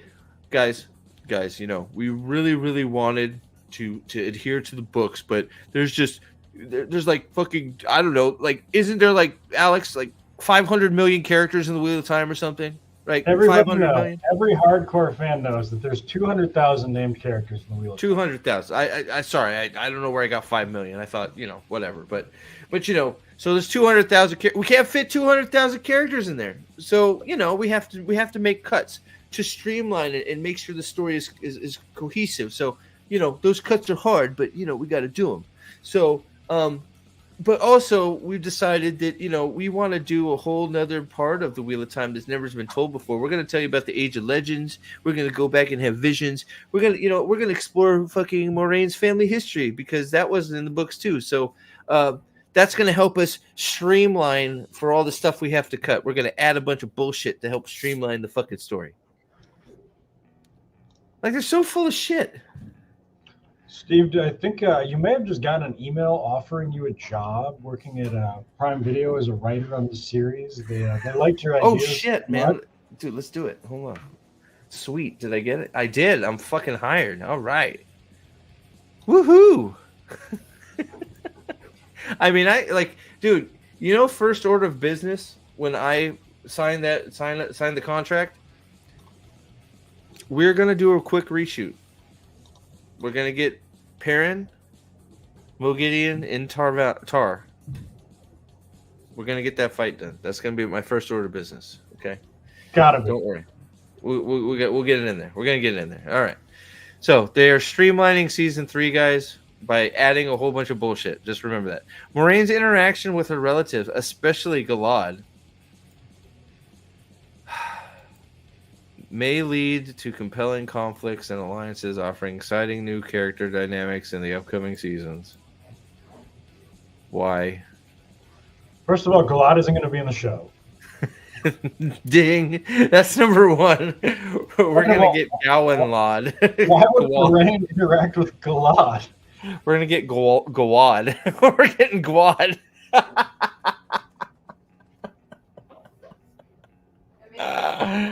I mean, what the fuck, man? Yes, Roman nailed it. You smelly bastard. Oh, I just like family. It's like, okay, so here are the storylines we have currently in Wheel of Time. We have Gaywad. There you go, right there, James. You got it. Gaywad Trakand. There you go. So we now have a bunch of bullshit tower politics going on. We're definitely going to get the tower coup. There's no way that's not happening, right? Now we're going to spend all this time with Damondred family bullshit. So I actually have a question. Is this them trying to Game of Thrones Wheel of Time with all the house nonsense? Steve, I don't even think it's that. I think it was somebody noticed reading the wiki that Moraine and Galad have the same last name, and it's now a Screen Rant argument. Like, I think that's all this is. You're probably fucking right. It's amazing how many times we do this and we give them way too much credit every fucking time. Is that an advertisement for Street Sharks? Holy shit! Street Sharks are back. Is it the original? God, Street Sharks. Everybody remember Street Sharks? Robert. fuck you're talking about. You don't know about Street Sharks? No. Oh my god, hold on. It was one of my favorite cartoons when I was a kid, bro. Is this one of those Teenage Mutant Ninja Turtle knockoffs they did? Yes, exactly. Absolutely. Boom. Yeah. I'm not gonna lie, that does look pretty fucking cool. It's fucking sweet. I love it. That was one of my favorites. Hold on, I got it. So good, dude. Oh, I love Street Sharks. Anybody remember Street Sharks? There you go. Street Sharks was good. I mean, how is it not good? It's fucking sharks with legs going after people. It's like, come on, hell yeah! You got the hammerhead, you got the great white, you got the tiger shark. I mean, dude, fuck yeah! Totally, it's totally a Ninja Turtle knockoff, but I don't care. It's great. I love it. Biker mice from Mars, hell yeah. Led's what is that? Led's 100,000. Good, thanks, man. Thanks for hopping in. Love Street Sharks. Street Sharks love. I love some Street Sharks love. I had the toys too. It was so good. So I good. have love for any good TMNT knockoff. Like, Yeah. Oh yeah. Yeah. I Street Sharks was man. Yeah. Probably. Yeah. Probably. I don't know. That I remember watching that a lot and Gargoyles. Gargoyles was another of those. Yep. No, I know. That's what I said. Yeah, Gargoyle, and I have some because I have some Gargoyle Funko Pops. I'm gonna pretend you didn't say that, so I don't think. Dude, there was a time when I had some. I got some pops. Okay, come on, give me a break. Come on. I started getting real statues instead. They're expensive. They're more expensive, but now there's a pop of everything, like the colon pop. here's a Funko Pop of your asshole. It's like, oh my god. All right, moving on. Moving on. What's that? So moving on. Yeah, moving on. Yeah. I heard this. I heard I heard that, and then I heard nothing else. So I hope it got canceled. Like I was hoping it got canceled. Voltron 2 is also the original, especially the fucking goat. I fucking love Voltron, man. Oh man.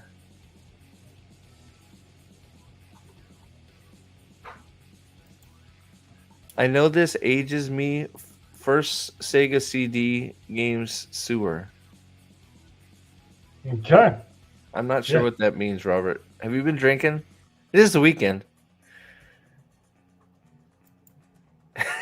I had a Sega CD. I love my Sega CD. It was great. All right. Wasn't there an Egyptian? Yes! Oh, God, what show was that? I believe it was just called Mummies. Mummy. Dude, that fucking show. Hold on. Dude, we're going down memory lane here. I remember that show, too. Oh, my God. Come on, don't give me that's not. Oh, what is that bullshit? No, that ain't it. No, Mummy's Alive. That's it. Mummy's Alive. That was Did you see that? Did you watch that cartoon? I don't think so. Oh god, it was good too, man. Dude, yeah, look at this. I don't want to sign into Pinterest. Why I didn't see that? That should have been right in my wheelhouse. Dude, yes. There it is. I got a good shot of it. Oops. Who in the chat remembers Mummy's Alive? Dude, and look at the representation! An Egyptian kid in Egypt?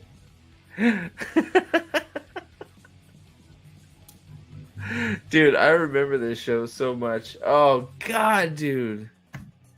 I did see that. I was actually going to talk to Alex about that. Because did you see the Space Marines trailer, the Warhammer game? I did not. It gave me, definitely gave me some Helldivers feel and some Gears of War feel. Ooh, those are two of my favorite things. Looks pretty good. 3-player co-op, just like yes.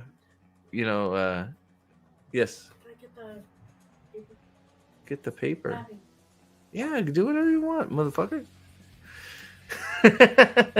Ramesses, yes. Yes. Oh, Mummy's Alive was good. Sorry. I'll get back on track. I'm just trying not to talk about fucking. I was gonna say you got to finish the article, Steve. Yeah, I know. Focus. Okay, focusing. All right. A change to Moraine's story in the Wheel of Time season 2 lays the foundation for the show to tackle a huge character connection in the books. Blah blah blah. It's already made some significant changes. Some significant changes to Moraine's arc. What's that? View. Yeah, just. In addition to having her shielded from the true source, now she's not. They can't decide whether she was shielded or stilled, but whatever. For the most of the events of the Great Hunt, no, what? The Great Hunt never happened in the show. Stop it. The series added a whole new storyline for her in Carhian. Streamlining, guys. We're streamlining. We're streamlining. Yeah, streamlining. So, how Moraine is related to Gawain, Galad, and Elaine in the Wheel of Time. Moraine is the aunt of Galad, Gawain, and Elaine. No, Developments in the what's that? Aunt Galad. She has no relation to Gawain. Correct. Right. Galad is the only damage red. You're wrong. Who wrote this? This cannot be Henry Ladd. Charles Nichols Raymond. Sorry, buddy. Incorrect. Oh. Developments in the Wheel of Time books confirm multiple main characters related by blood. The books give plenty of attention to the familial ties between Galad and Gawain and Elaine, of course, because they all came from Morghese. Hello, but give little focus to the fact that Moraine is part of their family, because she's not really. She didn't care. In Jordan's novel, it is understood that Moraine has 3 siblings: the aforementioned Anavir, Inloin, and Terengal. The later being a half-brother. Terengal is the father of Gawain and Elaine. And what? No, that's incorrect. Terengal is not the father. That's not right, right? No, Elaine's father is Elaine and Gawain. That's the whole reason she hates him, pretty much. It's Elaine. No, Elaine's father is not Tom Maryland, babe. Yeah, we all know that. It may be, actually. Why not? Is the of all of them? Oh no, she and her wait.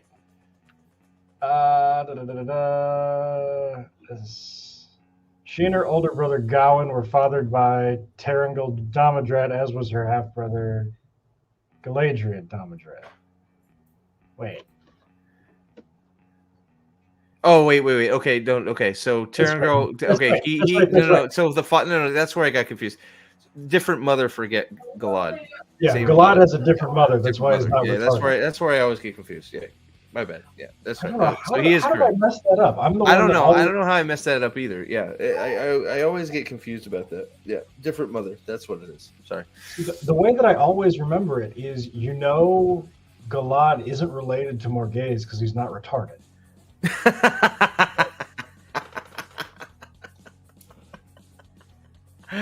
Oh man, Romans betrayed you. That sounds like a story. What's up, Sven? Good to see you. Oh yeah, I could see that happen. I can see that happen. So yeah, we had a brief mind melt there. So yes, that is correct. Sorry, apologies to Charles Nichols Raymond. Apologies, sir. Sorry about that. We messed up. Sorry. Both Terengal marriages were arranged for diplomatic reasons as a way of strengthening ties between Carhian and Andor. Wheel Time House Damodred married him off to Tigraine Mantir, one of Andor's noblewomen. During their short time together, the pair had their own child, Galad. While Tigraine left him and went through the waste, Terengal remarried, and this time was Morghese. In doing so, Terengal became the prince consort of Andor. Blah blah blah blah blah. Okay, so why Wheel of Time show is unlikely to ignore Moraine's connection to the Terengal children? Well, we know why. Because they want the political bullshit to happen. I would say because Moraine is the main character. Right. Because, Rosamund Pike, she's a treasure. And she's such a great actress. When you have an actress like that, who is going to take over a movie like Now You See Me 3, she's gonna Now You See Me 3 is gonna be big just because she's in it, right? So Steve, I guarantee you right now, Now You See Me 3 is gonna make $1 billion. oh, just because of her, right? She's amazing, right? Definitely. I mean, it's a no-brainer, right? When you hear magic and magic show and stuff, I mean Rosamund Pike, right? I don't know, but you got to change everything and streamline. You got to keep it streamlined though, so you got to make sure that it's in a line, direct line, right? So we don't go off track. You got to streamline it. Okay, so we're gonna get all the Moraine stuff going right away in every episode, because streamlining it's going to be the glue that holds the season together. Okay, just trust me, Without question. The show's handling of Barthanas and Anavir could tease Moraine's season 3 story. Great. Yeah, why is this why do we have to add that picture every time? Yeah, okay, good. They're gonna do the gay. Okay, great. Unlike the situation with Rant and Moraine, she's a blood relative to both Trakan. What? She's both blood relative to Trakan siblings and Galad, giving her a major connection to 3 significant characters in Jordan's books. Even so, it's hardly mattered in terms of the show's narrative of the 4 characters. Respective stories is implied in Knife of Dreams that Elaine had met Moraine before the time frame of the series due to their shared backstory, yet they never shared any meaningful interactions with the same being. With the same being the case for Moraine and her brother's 2 sons. Fine. Yeah. Right. Looking at what season 2 did with Moraine, the show approached her link with Galad, Gawain, and Elaine is in position to be decidedly different from the books. Yeah, because they're, again, streamlining. We're going to cut everything. Yeah, Steve. I mean, that's what and streamline it. Yeah, everybody knows that when you streamline, you add relationships between characters that never interacted in the book. Yeah. So, I'm sorry I'm sorry you're not enjoying it, man. I think they're doing it in a good way. Because they're making sure that we understand what's going on in Dark Matter, but I guess it's not for everything. I know that I will admit it. The multiverse bullshit everywhere is really getting hard to stomach. But I was okay with how they did it. But I totally get multiverse stuff being hard to swallow. So. Well, I mean, Steve, it's no 3-body problem. Well, that's true. I mean, the 3-body problem, right? Like Netflix won't even tell you how many episodes is going to be in season 2. Right? Just they said, 3-body problem is getting more episodes, and then Weiss and Dumbfuck had to come back and say, "Well, yeah, we have plenty of time to tell the whole story," and then you find out that it's being canceled after season 2, and you have to be fucking kidding me if you think you're wrapping up that whole story in a season, considering I watched it. There's no way you're gonna wrap it up, so I don't believe you. Sorry. So 3-body problem is crap. Sorry. All right, let's see here. Not unlike the books. Okay, the show's willingness to go this route with Moraine and Barthanas, in spite of the latter not being important character, offers a promising preview as what is expected for future season regarding Moraine. Whereas Barthanas was a minor character and extremely short lifespan, Elaine is a protagonist in her own right, with both Galad and Gawain being key supporting characters. If the Wheel of Time intends to make the most of Moraine's noble blood, it's hard to imagine the show not following its own example. When her path inevitably crosses with Galad, Gawain, and Egwene. Well, that's the thing. Their paths should never cross. Yeah, because Moraine is supposed to Be with Rand. adapt it. I mean, yeah. So problem solved. She should never be around them Yep. ever. What's going on, Nas? Good to see you. Hey, what's up, Nas? What's going on? You don't think so, huh? Well, I don't know, man. I got nothing going on. So, true. All the questions are answered in dark matter, but I get it. I get it. Multiverse stuff is hard now. They've ruined multiverses already. It's crazy. What Moraine's relationship with Elaine and could what? What do you mean? You just said I don't understand this. What Moraine's relationship with Elaine, Gowan, and Galad could be? Well, we've already stated there's going to be one brother. That would be so funny. I really What's hope that? it. The Galad, Gawain Galad combined. Uh-huh. Oh, they're going to do it. They're It's going to be do it. awesome. I can't wait. They're going to do it and then he's going to fall in love with Rosamund Pike. And we're going to have a House of the Dragon incest thing. God, that would be. Right? Like they're gonna connect. Eyes are gonna connect, and it's like kiss the girl, right? Like we're gonna get the sha la la la la la. There's not a chance in hell that Moraine ends up straight in the show. No. She's gonna be drunk. It's just gonna be just like a misadventure. She's gonna be like, if I was straight, that is the most beautiful man I've ever seen. And then they're gonna lock eyes, and it's gonna be like, hello, aunt. How are you? I am ashamed to admit. Would you like to that suck my pee-pee? I am genuinely ashamed to admit that I'm bummed out that we did not get Trans Galad. Trans Galad would have been absolutely incredible. Oh my god. I've been making baked bloatfly for survival mode. The only way to play Fallout 4. Oh man. Yeah, Trip, ask Nos about Fallout 4 because he seems to dig it. I know you were looking into that game. Galad and Gawain where? Exactly, Ryan. Where? Nowhere. I don't know why they're talking about it. They don't exist. I also watched Atalas. All I know was when the AI Robot Part 2 came up to Jennifer Lopez,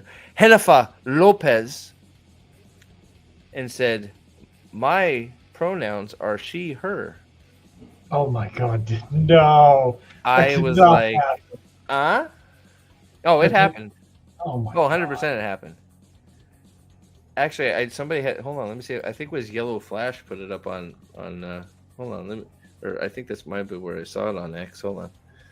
Let me see if I can find it. Yeah, that was a tough one. That was a tough one. Because that sort of puts you on a back foot there. Sha la la la la la do do do. Kiss the girl. You're just vibing today. I don't know what's going on with you. What's that? I am? Yeah, you're in a good mood, man. I'm trying. Come on, where is it? Where is it? Dude, how much does he post on fucking on X? Oh, there it is. I got it. Haha. Perfect. Pause. All right, here it comes, guys. Here it comes. It'll be worth it. So you do not believe me that they did this? I believe you. I just not picture in picture. Pop out. There we go. All right, let's get us some sound. All right, ready? Here we go. Everybody can see it, right? All right, here we go. Oh, okay then. Wait, how did it know I wanted coffee? I'm sorry, but my pronouns are she and her, not it. There you go.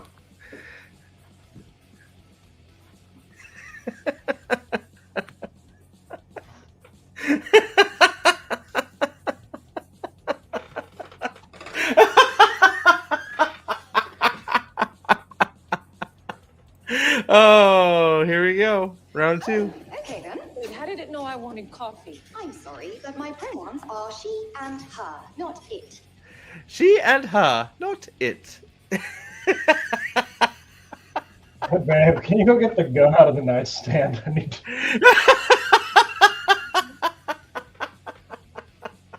Oh my god, what are we looking at? Oh man. Oh, she wants to hear it? Okay, here we go. We'll do it again. Here we go. Round 3. This one's for you, Lady B. Here we go. Oh, okay then. Wait, how did it know I wanted coffee? I'm sorry, but my pronouns are she and her, not it. There you go. What am I watching? It's Atlas. Don't you? How dare you besmirch Atlas on Netflix? The most wonderful movie ever made by Jennifer Lopez. Oh my god. You should just go back to being Jenny from the block. She should just start dancing. It's a Go robot. for it. It doesn't have a gender. It's a thing. It's an inanimate object. It has no It's an sentience. How dare you? It is an AI robot of wonder, and it has feelings. Okay. Accelerationist with the show, yes. Oh, Sven for $5. Full blown accelerationist with this show. Be as laughably bad as possible. Absolutely. Thank you for the $5, buddy. That was my conspiracy theory that they're going to make Barthanius is gone now, so that they're going to make a thing with her and Galad. Yeah, The combination of Galad and Gawain is. The combo. Hi, Nos. Hi, Sven. That is true, Trip. That is the only pronoun thing, but it was put in there specifically for bullshit, and it's like, why? Just stop it. Like, come on. Does it really matter if there's only one instance of pronoun crap? Like, Once is enough. even one instance of pronoun crap is enough to completely shatter immersion. Like, Well, and you look, and she like, look, there, she's the best. That's what it comes down to. J Lo, it's tiring how great she is. Like, so I don't know. It was also, I think that it was okay, but it was disappointing. The writing was not very well done, and it was pandered to those who needed everything explained to them. Very fluff sci-fi, and I think that's fair. Like, it wasn't good. It was just generic. It looked expensive, like, right, Trip? I mean, it looked really expensive. That was the thing that sort of took me aback. Atlas looked like it cost a lot of money, and yeah, I mean that was my takeaway. It looked very expensive. It wasn't very interesting. Gadfly makes an outstanding comment here. This one? Yep. One instant isn't enough for the Alphabet Brigade. One instant is too many for the regular people. Yep, true. Made in Manhattan is your favorite movie of all time. Well, that's, I mean, how could it not be? I like Nas. You don't like The Wedding Planner, man? What's wrong with you? Matthew McConaughey? Oh, boy. All right, so continuing on. Here we go. Increased importance of Moraine's bloodline carries is consistent from seasons. Strong likelihood the series will see at least one of the Terrangal kids in some screen time in the future. One particular adversary relationship between Moraine and Galad. Oh, so we're just gonna have fucking bullshit family drama. Great. Especially since he eventually joins the White Cloaks in the Wheel of Time books. The White Cloaks hate Aes Sedai, and their influence could have a big effect on how Galad sees her. But see, that's... Yeah, Galad also... yeah. I mean, come on. Give me a break. An easier option is for this is Elaine, considering that season 2 ended with both of her and Moraine in the same general area. Presumably, they will head different directions, and will more likely head the Iowa ways. So why is that? So they're gonna sit, are they gonna sit and have a chat? Like, hi, Auntie. God, that would be incredible. Oh my That would god, be so funny. Elaine could also respect Moraine's experience in Aes Sedai and see her as a potential mentor figure. Great.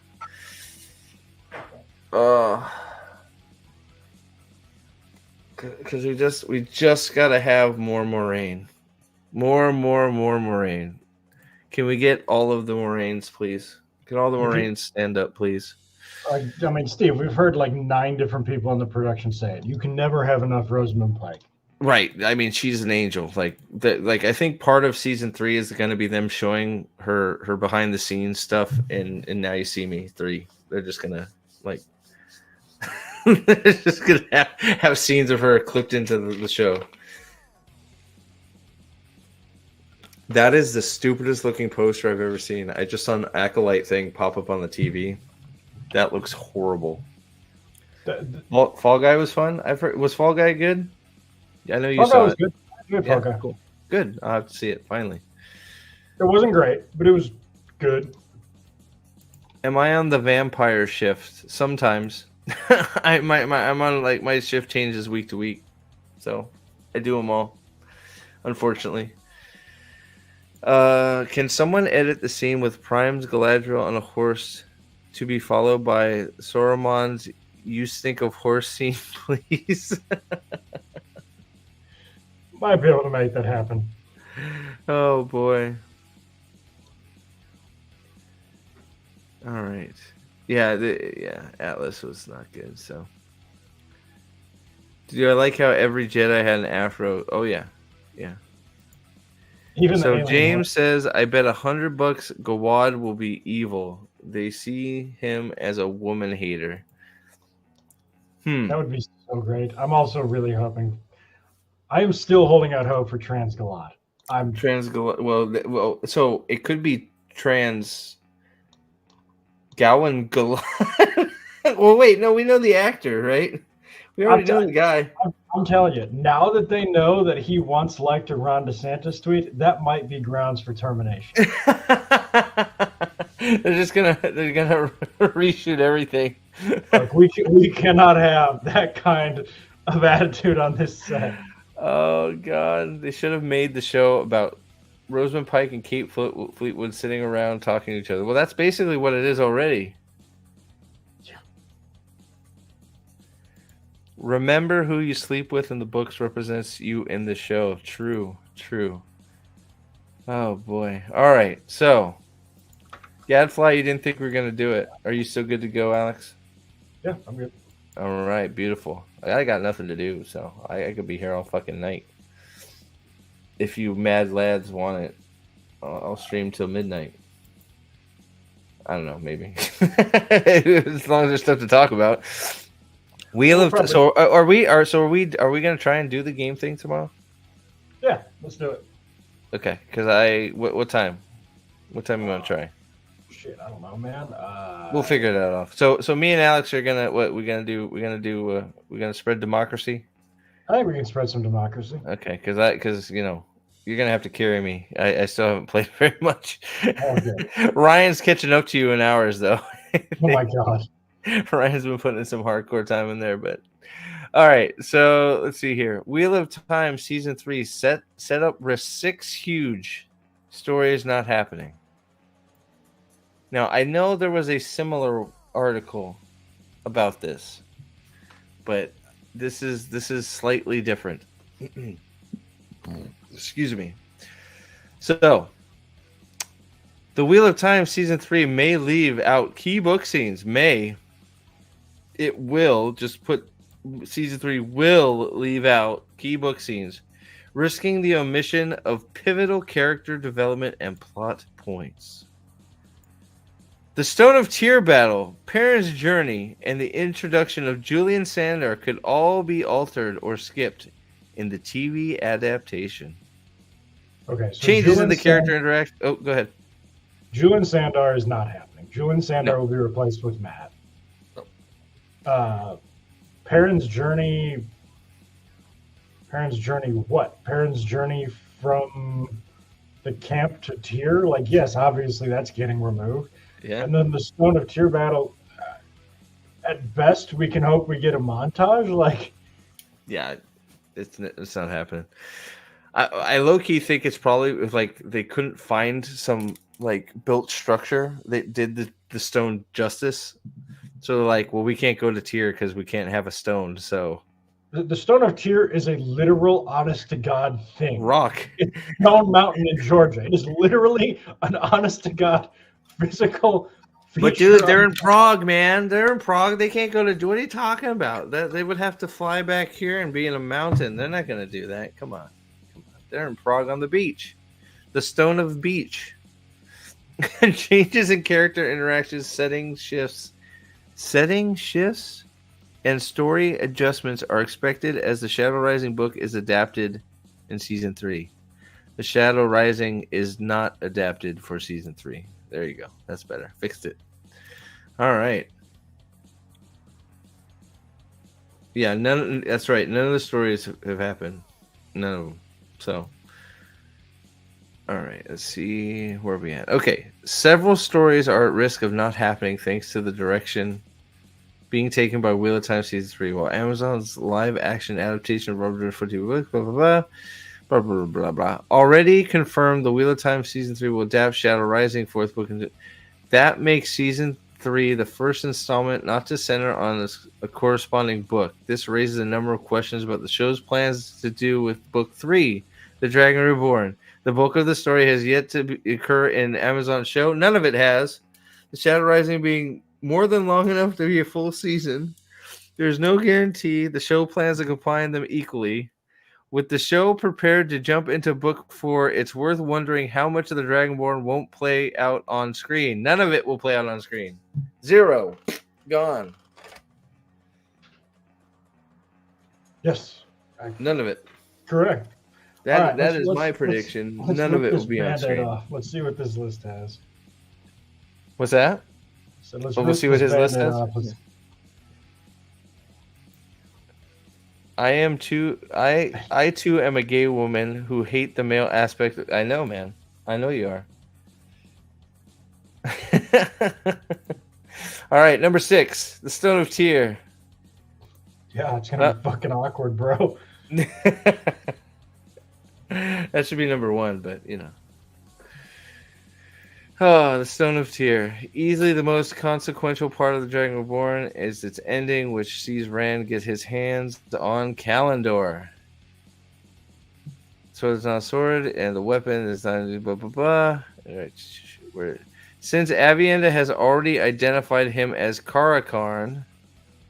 Oh wait, I got that. Remember? Here we go. Play it. Remember, she identified him as Karakarn. I have that. Here we go.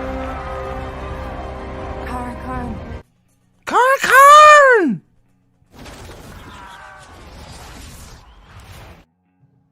Confirmed. Karakarn. She did it. Good job, Avienda.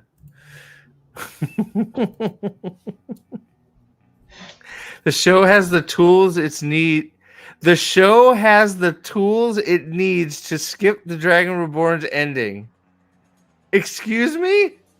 Because she looked at a fucking tower and said Karakarn, we're okay. We can skip Kalendor and the Stone of Tyr. You have to be fucking kidding me. What? No fucking way. Oh my god. No, James, will they do Bubbles of Evil? Will it just be Rafe coming out of mirrors and playing cards? Probably that. I don't think they'll do Bubbles of Evil. I would. That's too. They don't even know what Bubbles of Evil are. But if they do, it'll be a Fade crawling out of a mirror and Rand fight. Yeah, something like that. I'm sorry, Rand being saved by Lanfear. That's also a good point. Why does Rand now need to go to Reunion if the AO have already named him Karakarn? Excellent question, Trip. That's a great question.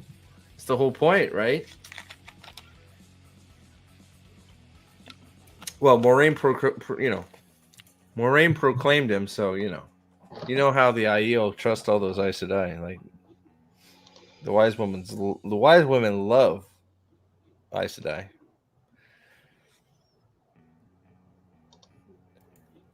Another good question. He's just gonna say it's I am, you're not.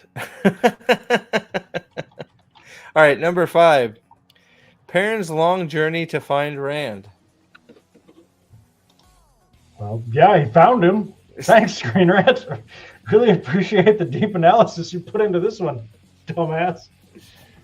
Oh, Arictles, I don't want. Oh my god. What did I miss? Oh god. How bad are his sets? They're gonna be horrible. I don't think they're gonna do them. They're probably not. You're probably right. mean- Tripp said it too. Why would there be tattoos? You're right.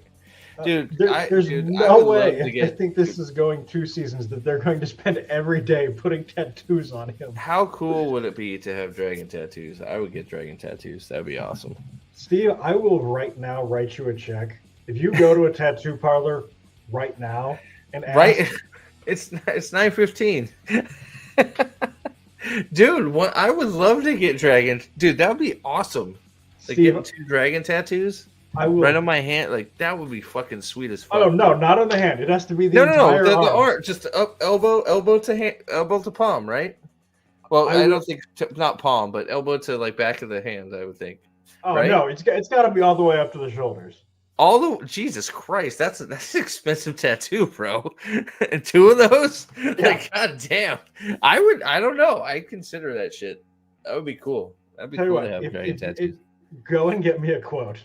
I will consider this.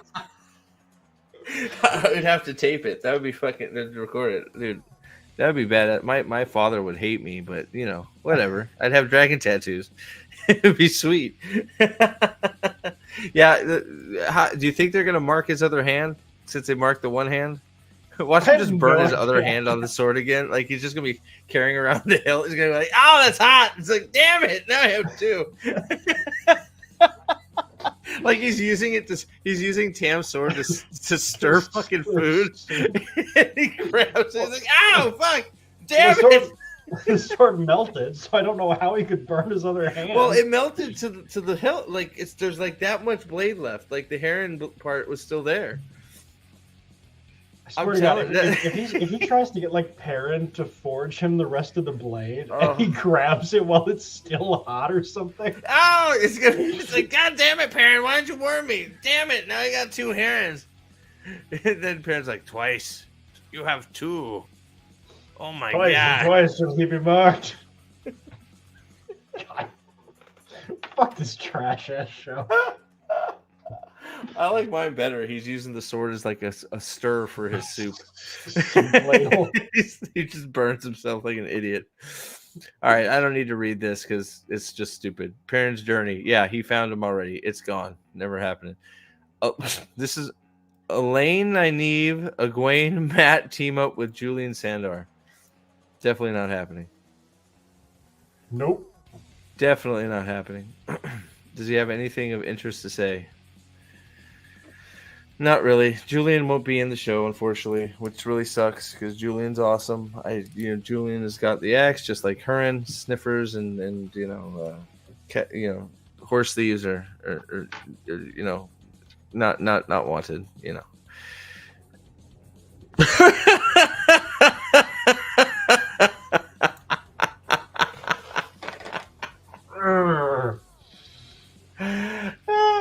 Shit.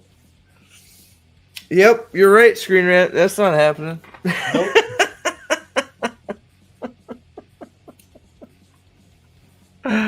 Oh, fuck me. Perrin forms a friendship with Gaul. Well, since Gaul is dead and Avian has taken all his parts. Wow, that was short. This is a short.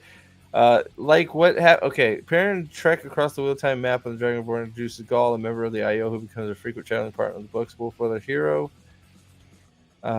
Theoretically, the Wheel-Time could rework this event so it happens prior to the arrival of the Two Rivers, but the introduction of Avienda casts doubt on the possibility, like what happened with Gaul. Perrin freed Avienda from a cage. This creates the impression that Avienda has taken Gaul's place in Perrin's story. Not the impression. That is what is happening. Does it strike you as the sort of thing that like cartoons did in the 80s? Where it's like, oh, we got all these characters. Put the black ones together. Yeah, sort of. Like, Oh god. I feel like Perrin's gone too long without killing a wife. Yeah, well, killing somebody. I mean, serial killers, they get that itch. So I'm assuming probably by episode 3, maybe 4, he'll murder somebody just to hold him over till he can go kill Master Luhan. If Master Luhan's gonna exist all of a sudden. Remind me that I need to get the Dexter opening audio and just put it to Perrin clips. He's a serial man. Like anybody that doesn't think he's a serial killer is not paying attention. Oh god, Kalendor is gonna be Caladildo. Ooh, wow. Kalendor will not be a thing. I swear to God, it won't be. All right, so let's see here.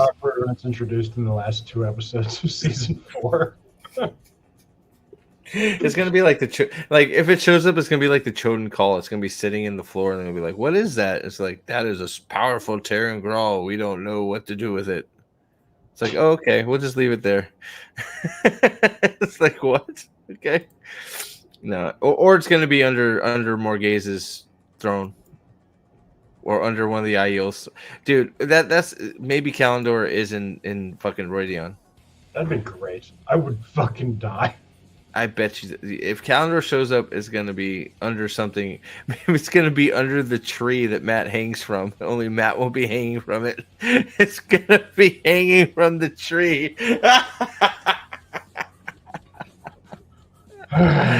Oh man, Land's piss will show the way.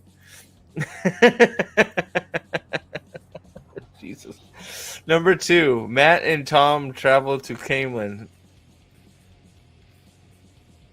I mean, yeah, that's not happening. Yeah. Right?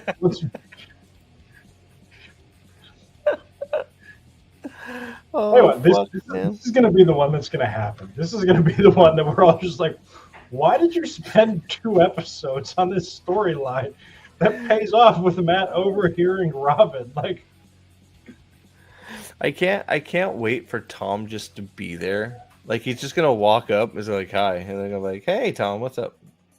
It's gonna be like, "What? Like, what are you talking about? What the fuck? You're dead."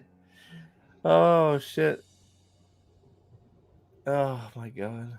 All right. I guess next question, is Tom even a Gleeman in this show? Because he didn't have a rainbow cloak. Yeah, and they showed another guy with one, so that's a good question. Maybe he's not. Or is he just an edgy, depressed Gleeman that, sings songs that make people want to kill themselves? I'm so depressed. I hate life. Kill me, please. All right, give me some money. Aren't you guys feeling good? I'm going to juggle some balls now.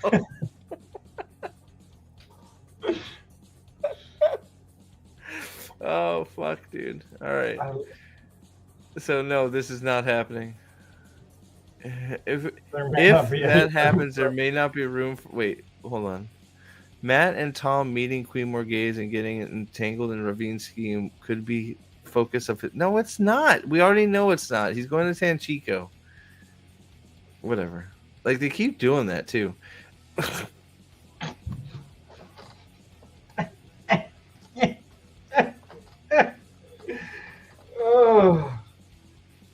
Oh man. It had to be. Well, she is the main. She is like the second main character behind Moraine, right? Yeah.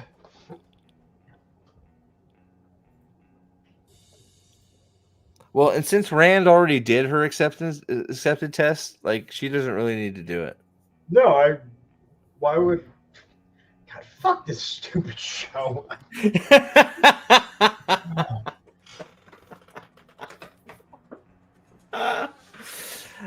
Anything with Tom is out. What the fuck are they talking about? Yeah, it's all and then Rand's already done her accepted test. How this is like the number one most detrimental thing to not be put in the show is beyond me. What is this? What is the title of this article? Of the huge plot lines that. Here, I'll go back up to it. Wheel of Time season 3 setup risks 6 huge stories not being happening.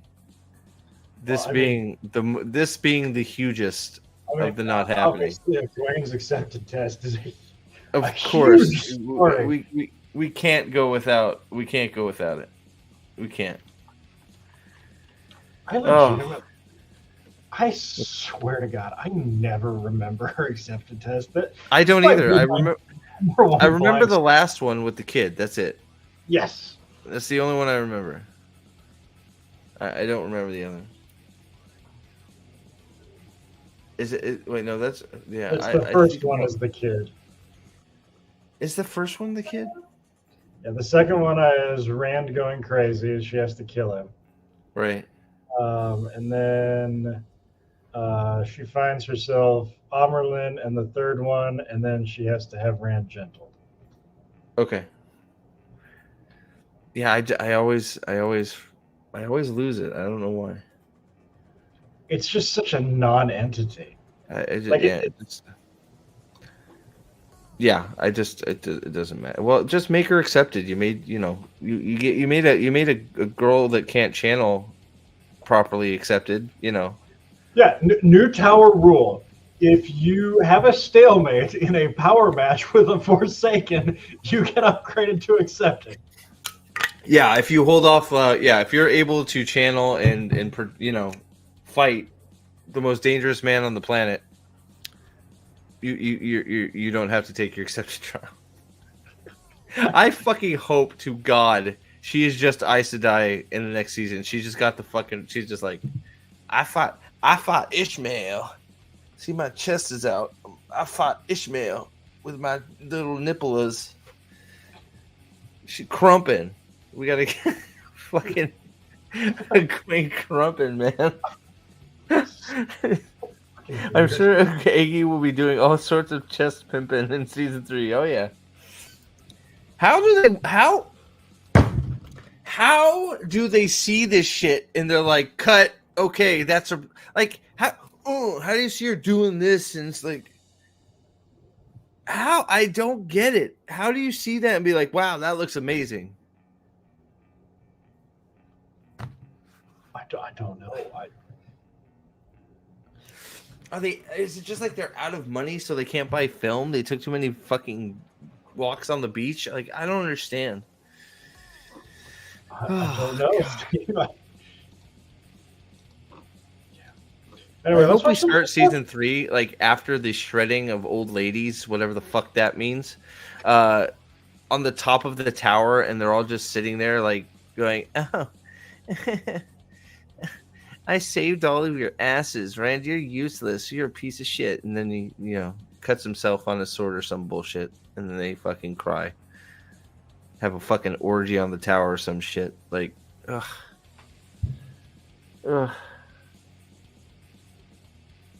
Fuck this. Let's watch some Tech-Mex. Let's watch something that makes me happy. Yeah, we'll try it. Hello, Amanda. Egwene says she has a dream tearing girl from Varen and the rings go wonk. That's right.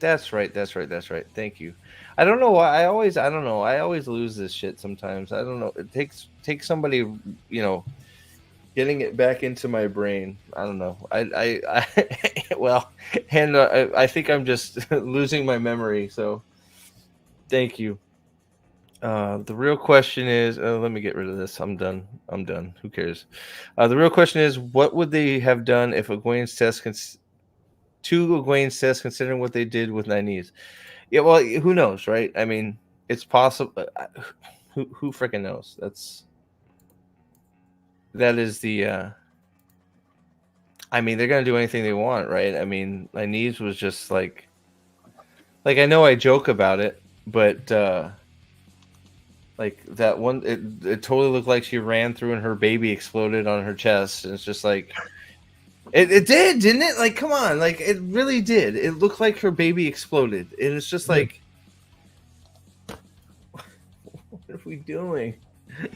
Like, it's like the whole misinterpretation of Toe, right? It's like she didn't like. She is living through the worst possible things. It's not going to be hard for her to leave. Yeah. Like when the door shows up and your family is being slaughtered. I want to stay here. It's like, no, you definitely do not. Fucking dipshit. Oh god. All right. So Mr. Tech Mex Alan gave us permission to take a look at his new video. I was curious. I didn't he's put his fancy editing styles to this. And well, she already did that in real life. That would be redundant. Maybe the Great Face was forsaken like 90 was supposed to test. That's what you may be right. She just might be. You know what? Instead of Rand being the Forsaken Killer, it's gonna be Egwene.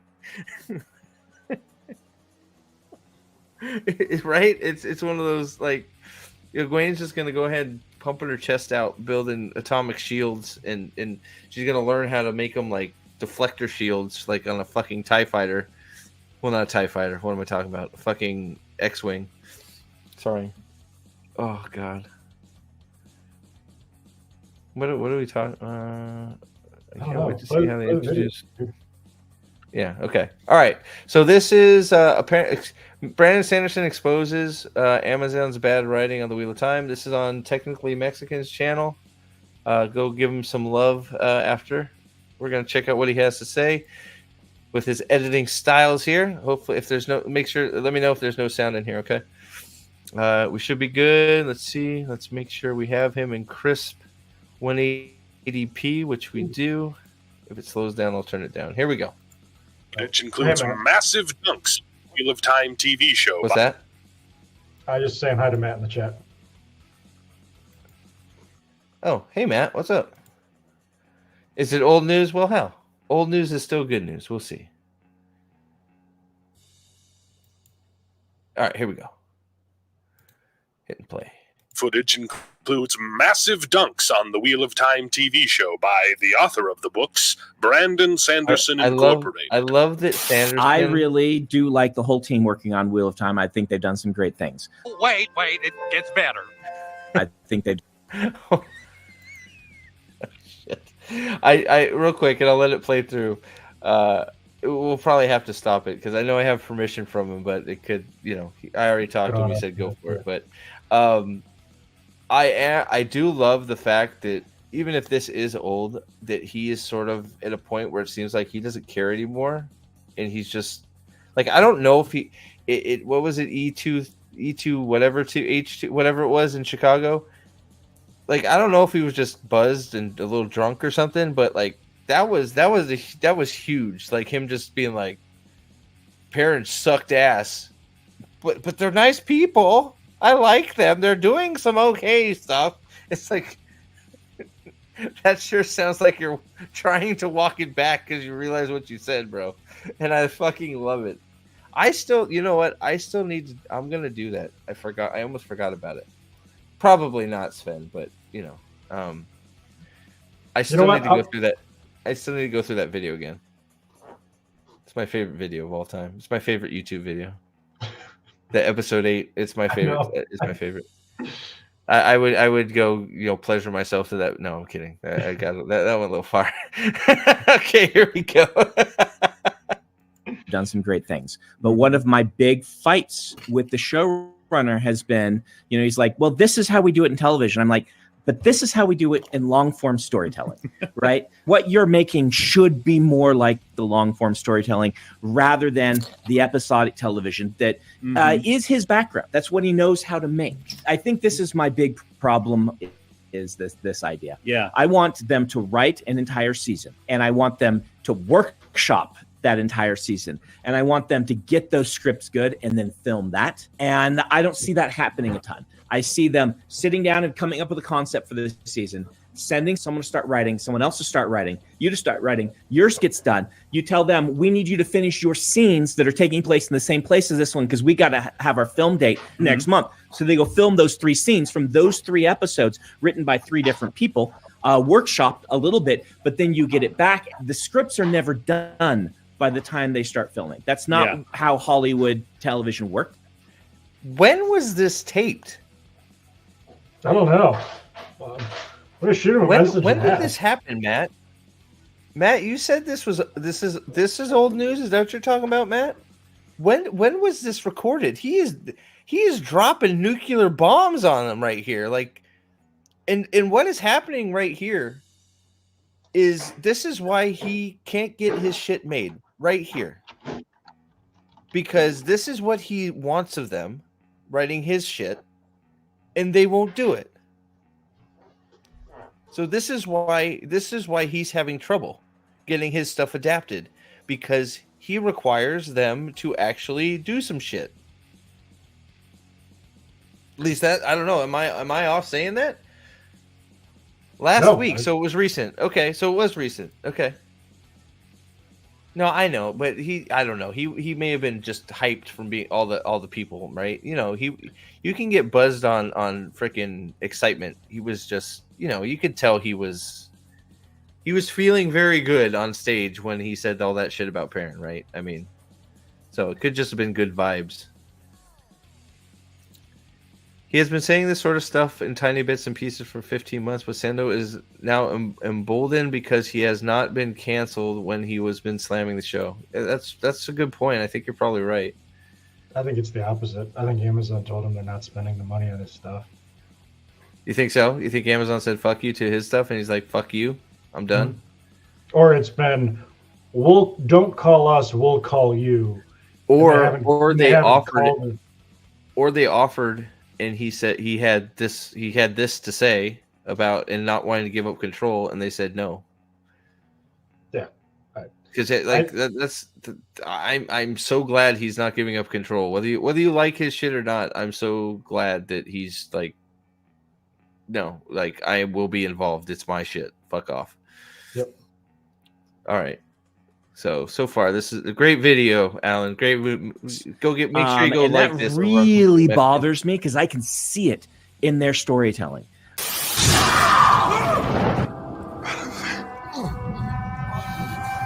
Hey, it's Dead Loyale.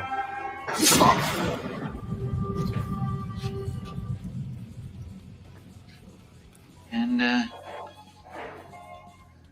where are they now? I'll be right there. Another letter from Mistresses Mira and Albia. Just act like nothing never happened. No explanation? Got better.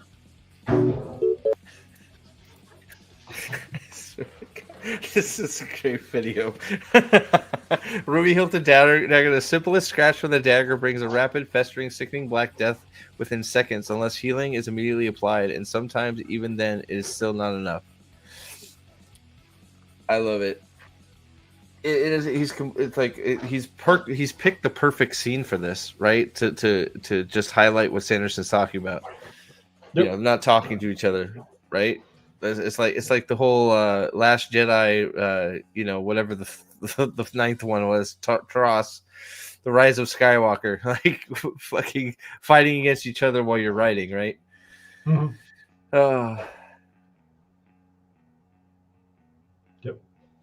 I wish that was true, but he's out shopping his stuff. I don't think that's the case. He's pretty much said he doesn't want to. I just think he doesn't want to do the work to do it. I don't think he wants to do it. He doesn't have the self-confidence to. Because, well, look, if he wanted to crowdfund for his adaptations, all he'd have to do is say, hey, I want to make, Hollywood is boning me. I want to adapt my stuff. I got to do it myself. So I need a little help. Yeah. $100 million.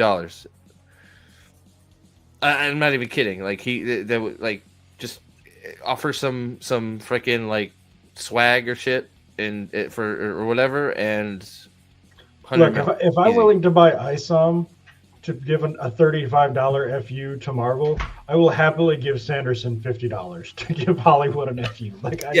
He would instantly. It would be funded instantly. Like Dragonsteel sold out in an hour. Yeah. Like Dragonsteel Nexus or whatever they're calling it, like in an hour.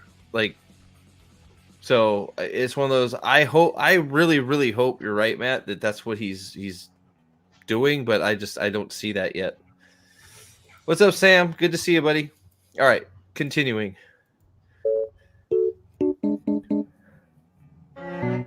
Slave man. Oh, he left it up for a good amount of time there for us to read it. I wasn't super paying attention to what you just said that we'll be doing, but I will give 110%. This is my big problem. The scripts are never done by the time they start filming. And that really bothers me because I can see it in their storytelling. 3 Fates hunting a single Aes Sedai. The eye of the Dark One is upon you, sister. Did you not think we would ask why? Hold up. Wait a minute. Something ain't right. It's time to answer that fascinating question. What is the Sesame Street number of the day?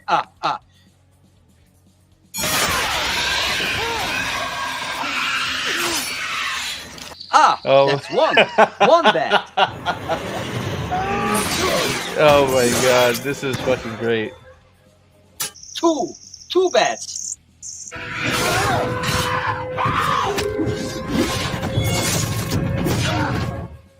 Three fabulous flyers. Oh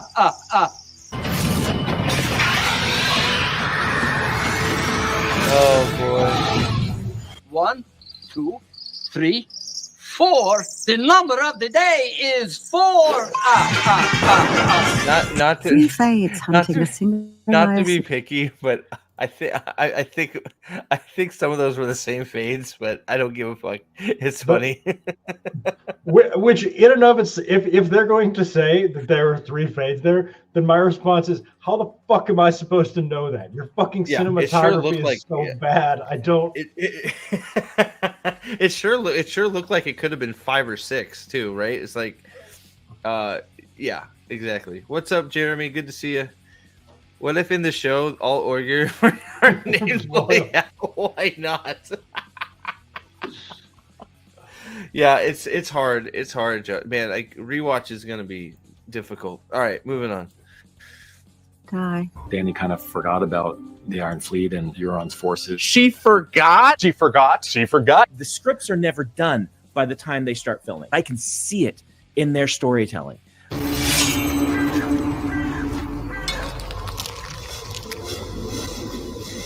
What could do this to a fade? You'll notice in that last episode. 1, 2, 3, 4 all together. The number of the day is 4. I can see it in their storytelling. Certainly won't bloody well catch him if that goat-licking bastard refuses to ride a horse. He's kept us on Fenn's trail. And it's been going on for months and months. 5 months now on this tower, and you haven't channeled. He's kept us on Fenn's trail. What a joke. How did this happen? How did it start?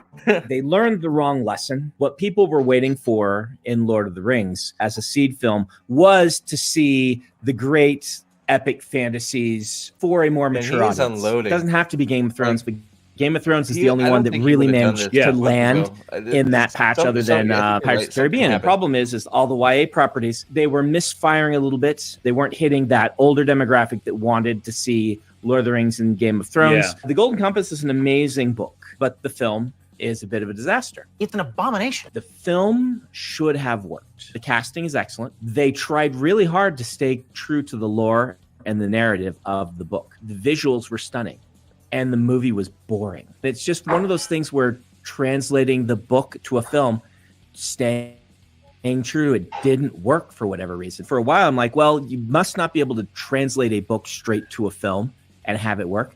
But Dune, it's as close as Golden Compass is, and it's great.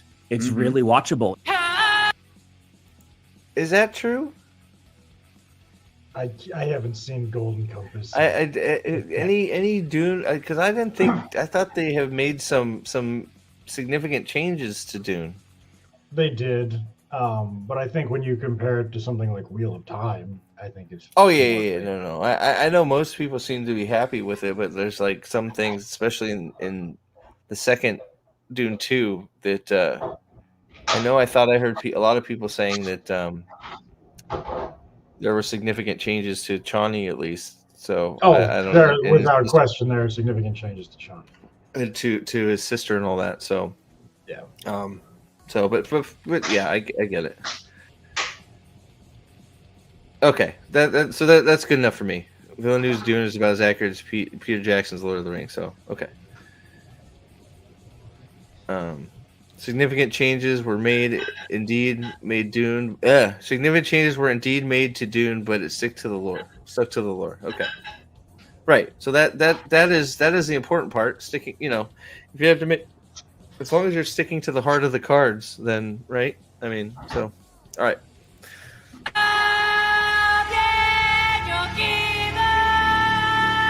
So obviously you can do it. You could take it and go 1-to-1 essentially and make a great film. Well, what's the trick then?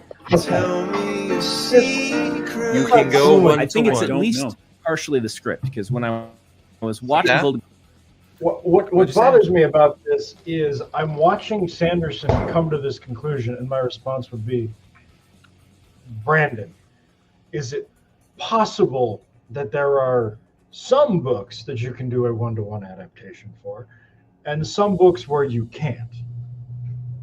Because I feel like his conclusion is, well, obviously you can, when he himself gave a counter example for one that you couldn't. So I feel like this is like he hasn't thought out this line of thought as far as he should have. Golden Compass had a number of issues with the accuracy of its adaptation. The showrunners have butchered the entire series, even the characters they are trying to promote, and I'm not sure what they are trying with the making the Forsaken and the Black Aja sympathetic. Yeah, it's completely weird. All successful adaptations are 1-to-1. I think that's certainly closer than what Wheel of Time was. Yeah, if you're not, technically Mexican is a fucking amazing editor. Yes, he's great. Yeah. So if you're not subscribed, give him some love, man. This is a great video. Compass and analyzing it, having read the book, there's just a lot of people standing around giving you information. Scenes that are dynamic in the book, they didn't have time for. It almost always takes more time to show than to tell.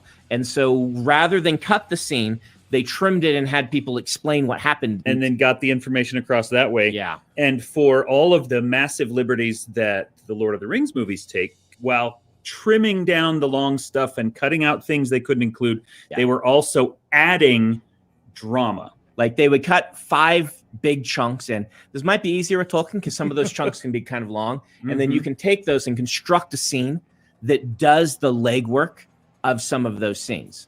Share the load. Sorry, I need to stop it a little bit. That's a creepy place to stop it, but I think I'm surprised he actually got some of the. I wonder. Yeah, I'm surprised he was able to get this up. I don't know if that, like he's got some long stints of him talking. So, but this is sort of interesting. I can't believe he like. I think you're correct. Something happened. I think he's irritated that he can't get his shit adapted. Either that, I don't know. Brandon Sanderson has figured out that the people running this, the Amazon television production, are a bunch of fucking morons. No, there's that too. Yeah. Don't pay attention to stuff. Like, we're all thinking that Amazon is this, super competent behemoth who is aware of everything. And for all I know, Jennifer Solke doesn't know Brandon Sanderson has a YouTube. Like, yeah. I mean, yeah, they have no idea he's fucking unloading on them. Oh, James says, I think any novel can be adapted 1-to-1. First, a few rare novels need a narrator. Well, Dexter worked with a narrator. Some need crazy special effects. Well, we have technology. I think that they can do it 1-to-1 or very close to it if they wanted to, but they don't want to. They want to inject their own bullshit into it. That's what it's all about. We want to take the name and get the built-in fan base, But we don't want to tell that story. We want to tell our own fucking story. So we're going to change everything to tell our story. That's the problem, because the people that have been in charge of doing these things aren't interested in telling the story that's on the page. And that's just glaringly obvious with a lot of these adaptations lately. They have no interest in the actual story. They want to tell a story that they want to tell. So that's what, it's fucking annoying. Get away! I always point out one of my favorite changes is the scene where Sam gets sent away by Frodo and comes back. People hated this change. Yeah. And it's my favorite because not having read 3 books worth of material of those traveling together, it's hard for you to get the same sense of Sam's loyalty. And so you construct a scene that some people think is against and counter to the personalities of the characters, that Frodo would send Sam away and Sam would go. But this scene by him returning and saving Frodo the way he does, that whole thing works so well to prove Sam's loyalty is his superpower that it replaces chapters and chapters and chapters in the books. And you could have instead replaced that with a conversation where Sam is like, Mr. Frodo, you know that I'm the most loyal person that ever, and you're a member. I will this never time. leave you. Yeah. This is how we do it. This is how we do it. It's just a brilliant example of how to take what is in a book and make something new that works on the screen to convey the same information. And it's so powerful. That's part. That is actually one of the things that I think is so problematic with Hollywood adaptations is,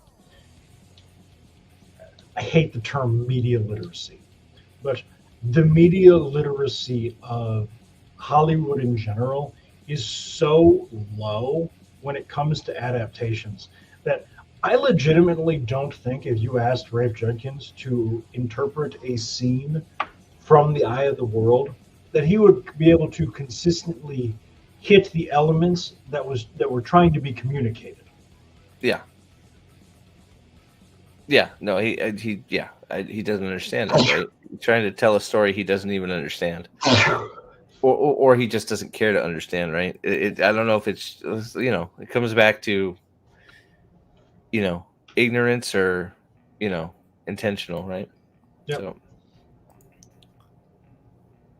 Part of the problem with Golden Compass is it just didn't have those things, which is a real shame because, again, the visual design and the casting, and you can tell the people making this film read and enjoyed the book and were trying hard. That's what really matters. We've all done something where we sit down to write something and it doesn't work, and I can see that happening on the screen, and my heart goes out to them. Hey, sorry that took forever. Now it's time for the good stuff. There are some times when people make something and it seems so opposite to the concept of the original that my heart does not go out to them, shall we say? Whoa. Whoa. Is he going to give an example of this? That was a fucking nuke, dude. Wow. Whoa. Did he just say fuck you to them? He just said fuck you, didn't he? He did not specify that. Let me go back.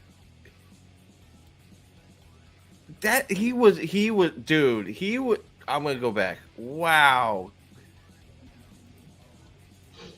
Original that my heart does not go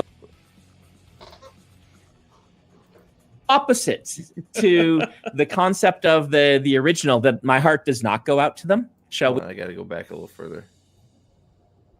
8:17 is fine. Because I need to hear that again, because that sounded like a bomb just went off. Read and enjoyed the book and we're trying hard. That's what really matters. We've all done something where we sit down to write something and it doesn't work, and I can see that happening on the screen, and my heart goes out to them.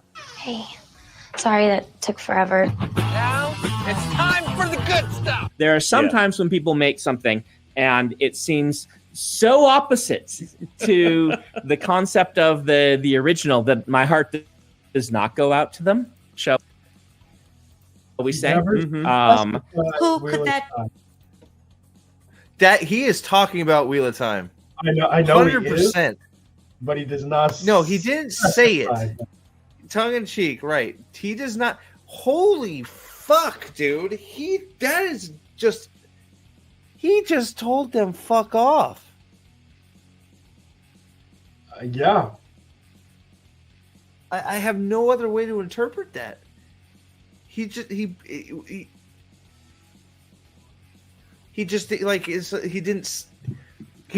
say the Wheel of Time show is so fucking far afield that I don't care. Fuck them.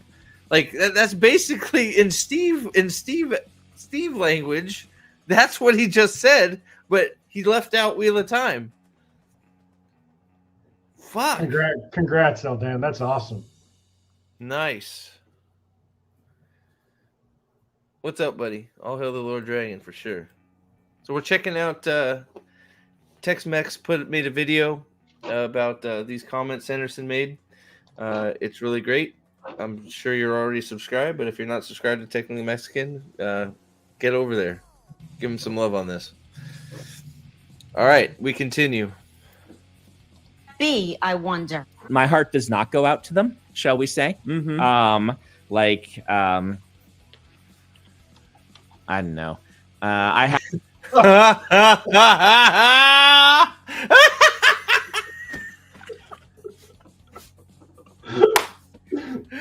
Oh shit, bro! Oh no! Oh my god! No. He backed himself. He's like, look at him looking around, He's like, fuck. Like this is the perfect the perfect edit because he is literally like, shit. I had nothing in there to say. God damn it. Oh my god. All right. My god, that is fucking awesome. Here we go. Haven't been able to bring Rings of myself Power. to watch. Well, Rings of Power. I wouldn't say that on Rings of Power. It's not an opposite thing, but yeah. I would say that on something like Halo. That took a while. It's all in the document. The non-disclosure, non-disparagement clause. They clearly had very little, if any, love for the source material, for the vibe that the games give, and we're trying to tell a completely different story with the one license they had access to. Exactly. That's a bingo. And not to say, some people might enjoy that story. It might be well told in its way, but it's not Halo. But Transported without incident, Kirk out. The next day. If what we see now is the rise of the miniseries, I would love that. So here's the problem, though. They're going to have to stop writing those like network television shows. I know where this is going. This is the problem with Rings of Power. Don't you dare. This is the problem, as much as I like it, with Ted Lasso. This is the problem with Wheel of Time, to an extent. I just couldn't help myself. This idea of we aren't embracing the new form. We are trying to write a network show that just has 12 episodes. And so the interconnected tissue, the long form character arcs, it doesn't feel like a 12-hour movie. It feels like 12 episodes with all the foibles of a 24-episode season. Just compressed. God. He is fucking just... What the fuck happened? That's what I like, because yes, he is still being quite cordial, right? He's being very, but I don't think this would have came out of him last year. No, like something happened. He is like, I feel like this is like frustrated Brandon Sanderson. Like, I don't understand this. This should be fucking simple. This is why isn't she calling me back, Brandon Sanderson? Right. Yeah. This should be simple. I don't understand why this is not simple. Like, this is crazy. Oh my goodness gracious! All right, here we go. You done up now. I didn't disparage. There was no disparage. You did disparage. No, I did disparage. I really do like the whole team working on Wheel of Time. I think they've done some great things. But one of my big fights with the showrunner has been, he's like, well, this is how we do it in television. Dude, he fucking hates Rafe Judkins.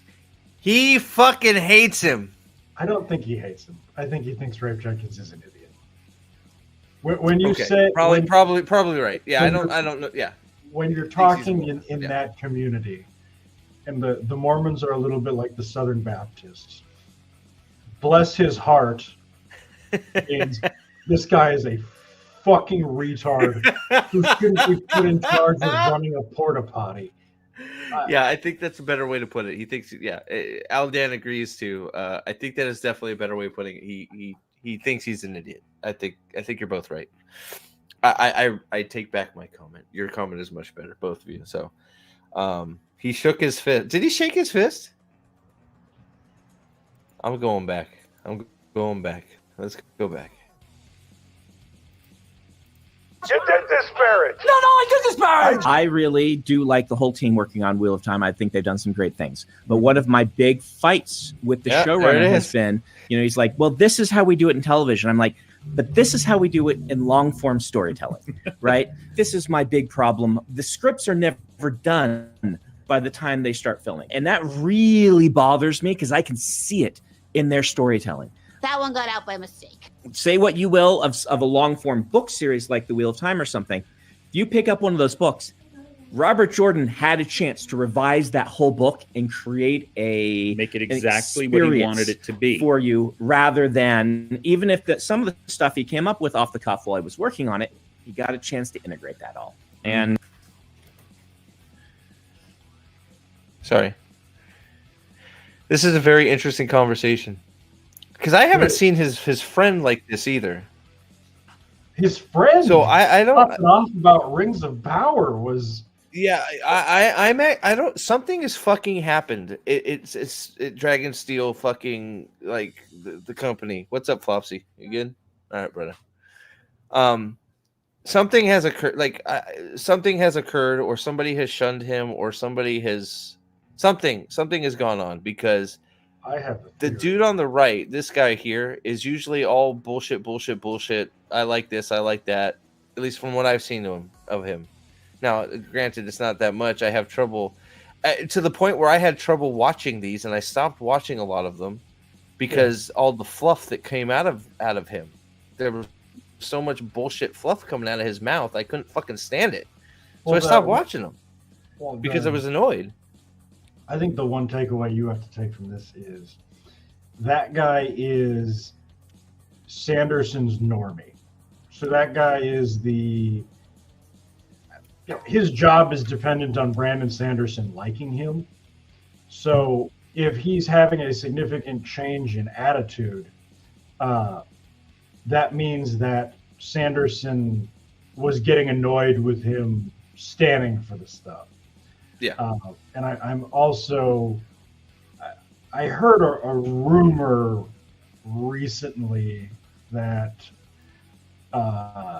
some stuff went down in the LDS church in regards to Sanderson. Weren't they trying to remove him from the church or something? Well, Brad Torrickson, who's another author,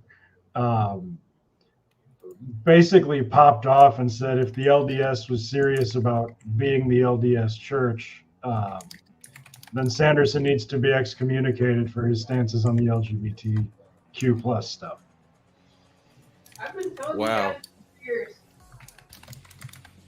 So the other thing that I've heard is that Sanderson, to an extent, took the ESG money, and that's one of the reasons that his stance has changed to an extent. No, I know he's an he's an author with I know, but he's always just been sort of milquetoast, like James said, usually an apologist for the woke stuff. So like him just sort of completely just going fuck Rings of Power. That was basically what he just said. Rings of Power is shit. Yep. Is different than I've seen out of him. Anyways. Yes. So yeah. So all right, let's move it on. because you usually don't start filming your film until your script's done. I know it happens sometimes. That's all, folks. The scripts are never done by the time they start filming. How are we? So the scripts are never done. That is fucking crazy. I mean, that's standard operating procedure. That's how I don't understand that. Hollywood stuff is produced.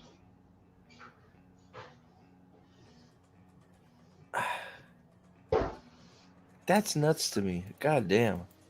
Well, I can see it in their story. Good. I mean, it shows Hollywood's complete disregard for writing as a craft. It also shows that the attempt to turn filmmaking into a product is, just proving to be a failure. And instead of trying to make television like you would a painting, where you sketch things and then you eyeball it, then you pencil it, then you paint it, then you touch it up or whatever it is artists do. It's now being produced like any other widget and with an assembly line. And it's right. Yeah. Scripts are never done. It's a recent development and conveniently allows for reshoots. It's laziness. Which is exactly. Yeah. Yes, exactly. They feel they can fix the issues they see and add to it to improve it.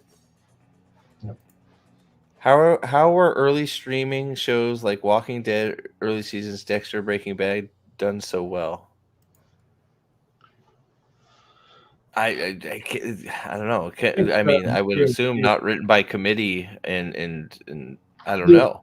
The approach has changed. The rules of writing have changed. The rules of production have changed. I mean, well, remember all the writers that are now credited these things. It's like 10, 20 writers on all this shit. Sure, but I mean, even if you look at Breaking Bad, yeah, there's no way that Gus Fring would be black in Breaking Bad now. There's just things that they just can't do anymore that would be problematic. I mean, you would need one of the main cast in Breaking Bad would have to be gay. There are rules to this. Most likely Jesse, yeah. Yeah. Yeah. Yep. All right. I'm gonna hit the button. Here we go. Sorry, I need my water. Here we go. Retelling. I don't know if you guys know this, but like they do like, these sort of like statistics on different fandoms for big projects like this. This is the video, isn't it? The Wheel of Time fandom is statistically the best fandom. What? We have proof, scientific proof. Where's your proof?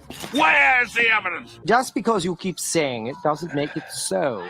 For our show, I know there's the crazies, but like it's something like 70% of people who've read all 14 books think the show is as good or better than the books, which is a crazy number. Where'd you pull that crazy number? He fucking liar. It still pisses me off. That fucking bullshit.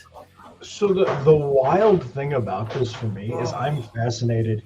Is Rafe Judkins lying? Or is Amazon's data collection that bad? I mean, is that worse than him lying? That's got to be worse than him lying, right? Like, are they just polling a bunch of morons that don't care? Like, I don't know. If you exclusively looked at the 7-block radius around Amazon headquarters in Seattle and exclusively got loony leftists, maybe that's what the data says, but there's no way. There's no way. But he's like, but maybe it's got to be both. Maybe it's both because he is a liar. Oh, he is a liar. He's 100% a liar. So like, this isn't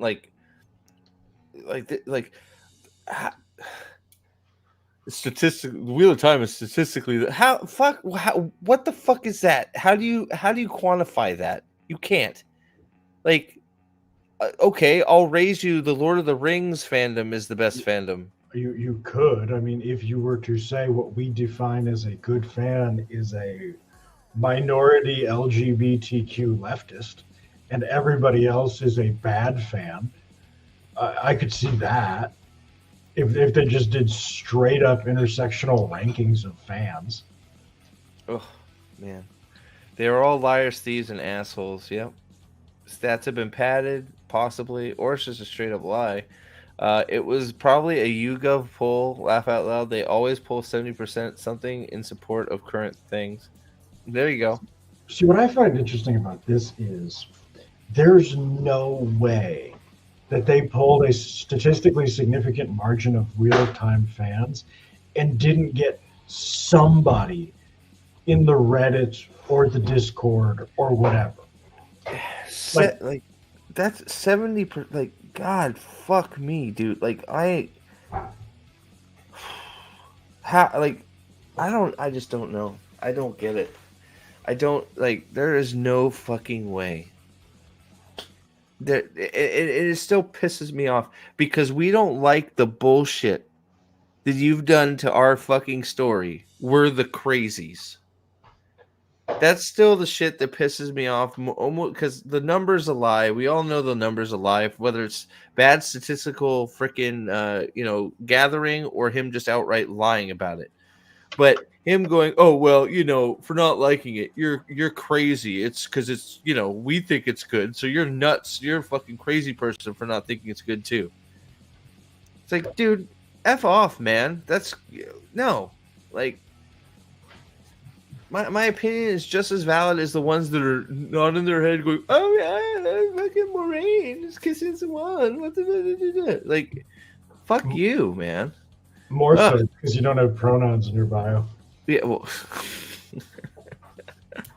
Oh God! All right, here we go. Well, I made it up. It's something like 70% of people who've read all 14 books. It's not a lot of the online community necessarily who interact with it, but like, it's not a lot of. So who the fuck did you poll, asshole? Did you like send what? Like letters? Smoke signals. Yes. It's not a lot of the online. It's not necessarily like people. Like, not necessarily people didn't vote. This poll didn't involve any people. Okay, let's get that first out. Like, no people were polled. We just we put a fucking paper in the box with a bunch of fucking mice. And the yes part had a piece of cheese in it. So every mouse that went to the cheese part with the yes, we marked that as a thumbs up for the show. So that's who we pulled. That's how we did the poll. I love that even he was like, wait, nobody's going to believe me if I say that 70% of the online community is happy with this. Yeah, it just like pulled some people off the street. It's like, dude, have you read The Wheel of Time? No, I haven't. You haven't? No. Well, can you just say that you liked it? Sure. $10. There you go. It's like fucking. No, Steve, your opinion is more valid because you actually demonstrate a love and appreciation for material and a higher level of knowledge and expertise on it. Well, thank you. I appreciate that. Yeah, this too. I can't even take those two seriously since they have their preferred pronouns in their usernames. Well, that too, but also just the way, like, look at this guy. It's just like, look, just Wait, clapping like seals. He's got the fucking flag on his shirt. Yeah. Oh yeah, he does right there. Yeah. Oh my God. This is Dragon Mount, people. That's Dragon Mount. He's got fucking porgs. Yeah, that's yeah. You don't remember this? Yeah, his room is shocking. Porgs. He's got fucking. What else he's got in there? He's got a Mandalorian helmet. There's Lilo and Stitch down there. That looks like a picture of I think a bad picture of Moraine. Apparently, he's got a portrait of himself. There's a baby Yoda. It looks like back there. It looks like there's a what's her face? The best Mandalorian ever from Ahsoka. What's her name? I didn't watch this shit. Why are you asking me? Well, from Rebels. Fuck. Not Bo-Katan. Fuck. Is it a boat? It actually might be a boat. No, it's the other chick, I think. But oh boy. There you go. See it right there. The people they pulled were the people at Jordan Con. See, they could have just went in there and See that, but that's exactly right. That's what they did. I don't even. Sabine. Yeah, there you go. I think that's a Sabine helmet. You're right. Sorry, my bad. Not even the people at Jordan Con would say that. Unless Ralph Judkins personally went up to them and said, I was involved with the production of the show. Oh my god. Yeah.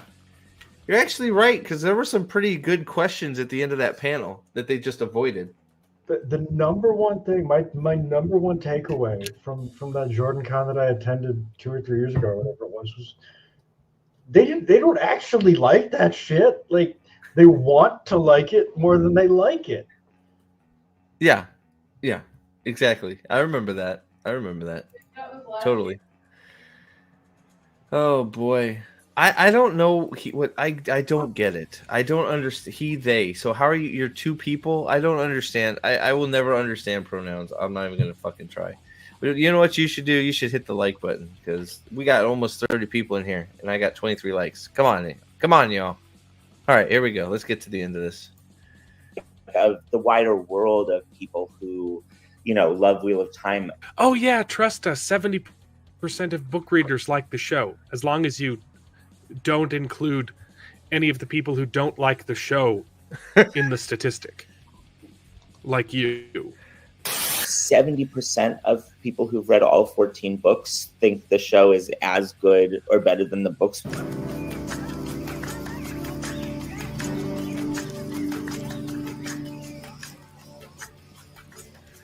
Hey, I got this one. I got this one. I like my version better.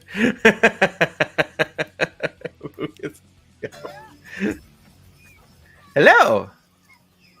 You want me to suck your dick? See it. Oh, sorry. In their storytelling. Well, I hope you enjoyed them. All right, there you go. So make sure, guys. Incredible. Go over to TechMex. I'm gonna give him a thumbs up on this video. Give him some love. That was freaking. He did a freaking amazing job on it. Let's see here. I gotta get his. There we go. I'm gonna put it in the chat. Make sure you go give him a like. And if you're not subbed, he's friend of the channel here and a great editor. He puts together some awesome stuff. I don't know where he gets all his clips, but he does a freaking amazing job. So yeah, go give him some loves. Show Alex the Space Marines trailer if you want something uplifting. Sure. All right, here, I'll find it. Let's see.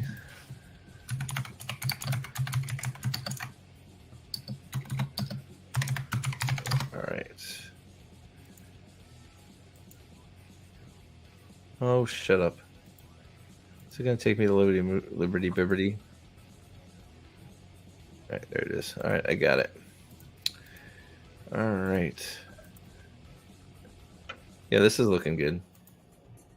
Here we go. We kill it. We break the synaptic connection. They'd scatter like rats. And if you're wrong, if it's not there, I cannot afford to throw men after a hunch. Give me 2 squads, 3 Space Marines. If the show is half what the trailer looks like, the show will not be this. Guys, I'm telling the show is gonna not like. We are almost there. What is your status? Don't hire your expectations for the show. Acknowledged. Proceeding to relay. Lassa on the march to take that. This show is gonna be bad. Clear that wall climbing stuff. Death to all feed us. Now we end. Yeah, see, I don't. It looks pretty fucking cool. I have been dying to carve up some seals. Bomb is in place, command. 6 classes. Dude, I saw that sword and that hammer. Straight up melee, baby. Game looks good. I've been waiting a long time, so it better be at least as good as the first. Will guide us, brothers. Yeah. Going to kill you soon enough, demon. Hold fast, brother. Stand the heat and keep moving. Look, I've been saying it since they announced it. Cavill is not going to be able to do what he wants. Nope.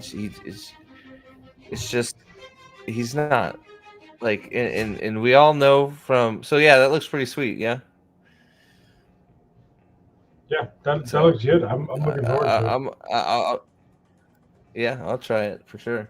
But yeah, I you know, you guys, I don't know. I'm sure you guys remember. Since they announced Warhammer, and I know everybody, you know, like Henry Cavill is great. Like, I love Henry Cavill too, but the whole Witcher thing was basically straight up proof that he doesn't really have any power. And I know he's like in charge, but you know, come on, like, you know, it's so I don't have high hopes for it. If I have lowered expectations and it actually turns out to be good, well, great. Like, but I am expecting more of the same crap. Them, you know, wokeifying and tearing down a property with some fucking testosterone and you know, gonna just make it fucking another Halo. Could be another fucking Halo for all we know. I don't know. Yep. Yeah, I know it's Cavill's production company, but that didn't, you know. Final state comes from Amazon. If they see it and nope. Try again. So, I mean, we'll see. Anytime they talk about too many characters in the book, I think of all the procedural shows that have a core cast and said cast meet many characters throughout the seasons of television. The too many characters bullshit line is just what it is. It's complete horseshit. And we know this because of all the characters they have added and increased their freaking lines for that have no purpose. You know, Rena is a perfect example. You know, even in the interview with the freaking person that was in, you know, played Rena, says, "Oh yeah, I was so blessed that Rafe took a character that had was mentioned once and had like a line and gave me half the fucking season." So, you know, when they're doing shit like the Anavar and Barthanes and all that, making up Aes Sedai and that bullshit, you know, Steppen getting a whole fucking 2 episodes. Who the fuck is Steppen, right? Every time they do that, it just proves that they're full of shit when it comes to the character count. It's all bullshit. Yep. It's all a bullshit excuse because they don't have a real reason. So, you know, I don't know. Matt, I unfortunately, I think we are at the situation with Cavill and Amazon that it's the frog and the scorpion. The frog agreed to give the scorpion a ride, and you know, the frog can say that it's going to leave if it wants, but the scorpion will sting the frog, and they'll both drown. And Cavill is the frog, and Amazon is the scorpion. And when this thing gets 3/4 of the way through, and the scorpion inevitably stings the frog, and Cavill goes, "Amazon, why did you do this?" Amazon's response is going to be, "Because it's in my nature." And they're both going to drown, and it's going to suck. Because unfortunately, Amazon has the leverage that they have the rights to it. So, you know, Cavill can say, "I'll walk if you don't let me do this," but Amazon's response is, "Then you don't get to make the show."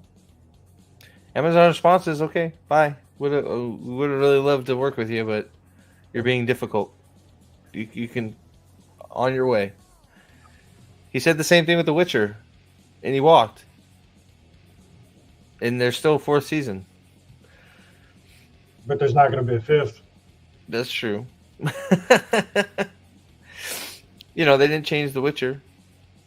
Well, I know it's a little bit. I know it's a little bit of a different situation because, we'll finish up. So, isn't my analogy exactly right? Oh, I think so, 100%. Scorpion stung the frog, and they both drowned. But the scorpion's response is, "It's what I do." Yeah, and that's. I think that's it right there. They'll get another showrunner. They have the rights now. The show's going to come out, whether Campbell's attached or not. So,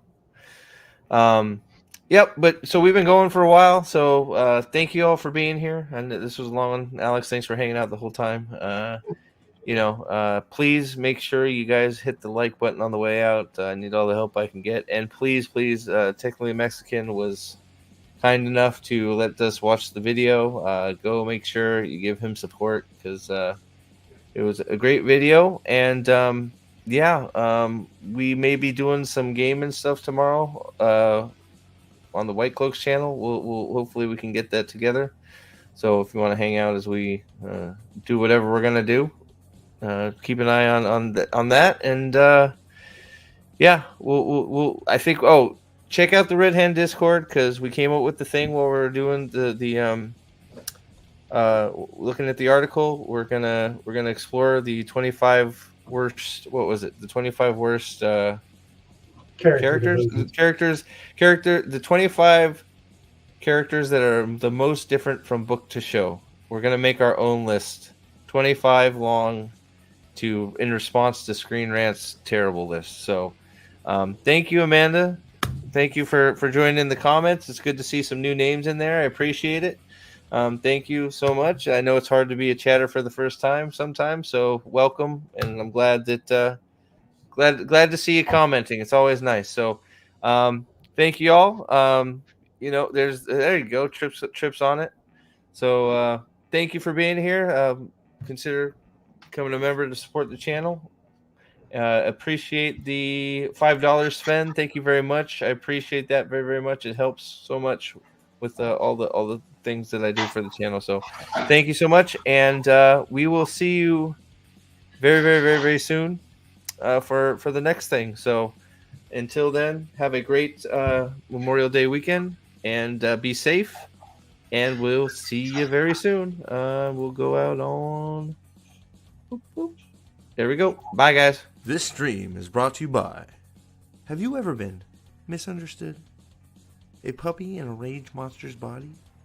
Well, we here at Trollocs Lives Matter believe there is a human inside all of us. And... they were effectively genetically engineered war tools. TLM, because even... Nightmare fuel.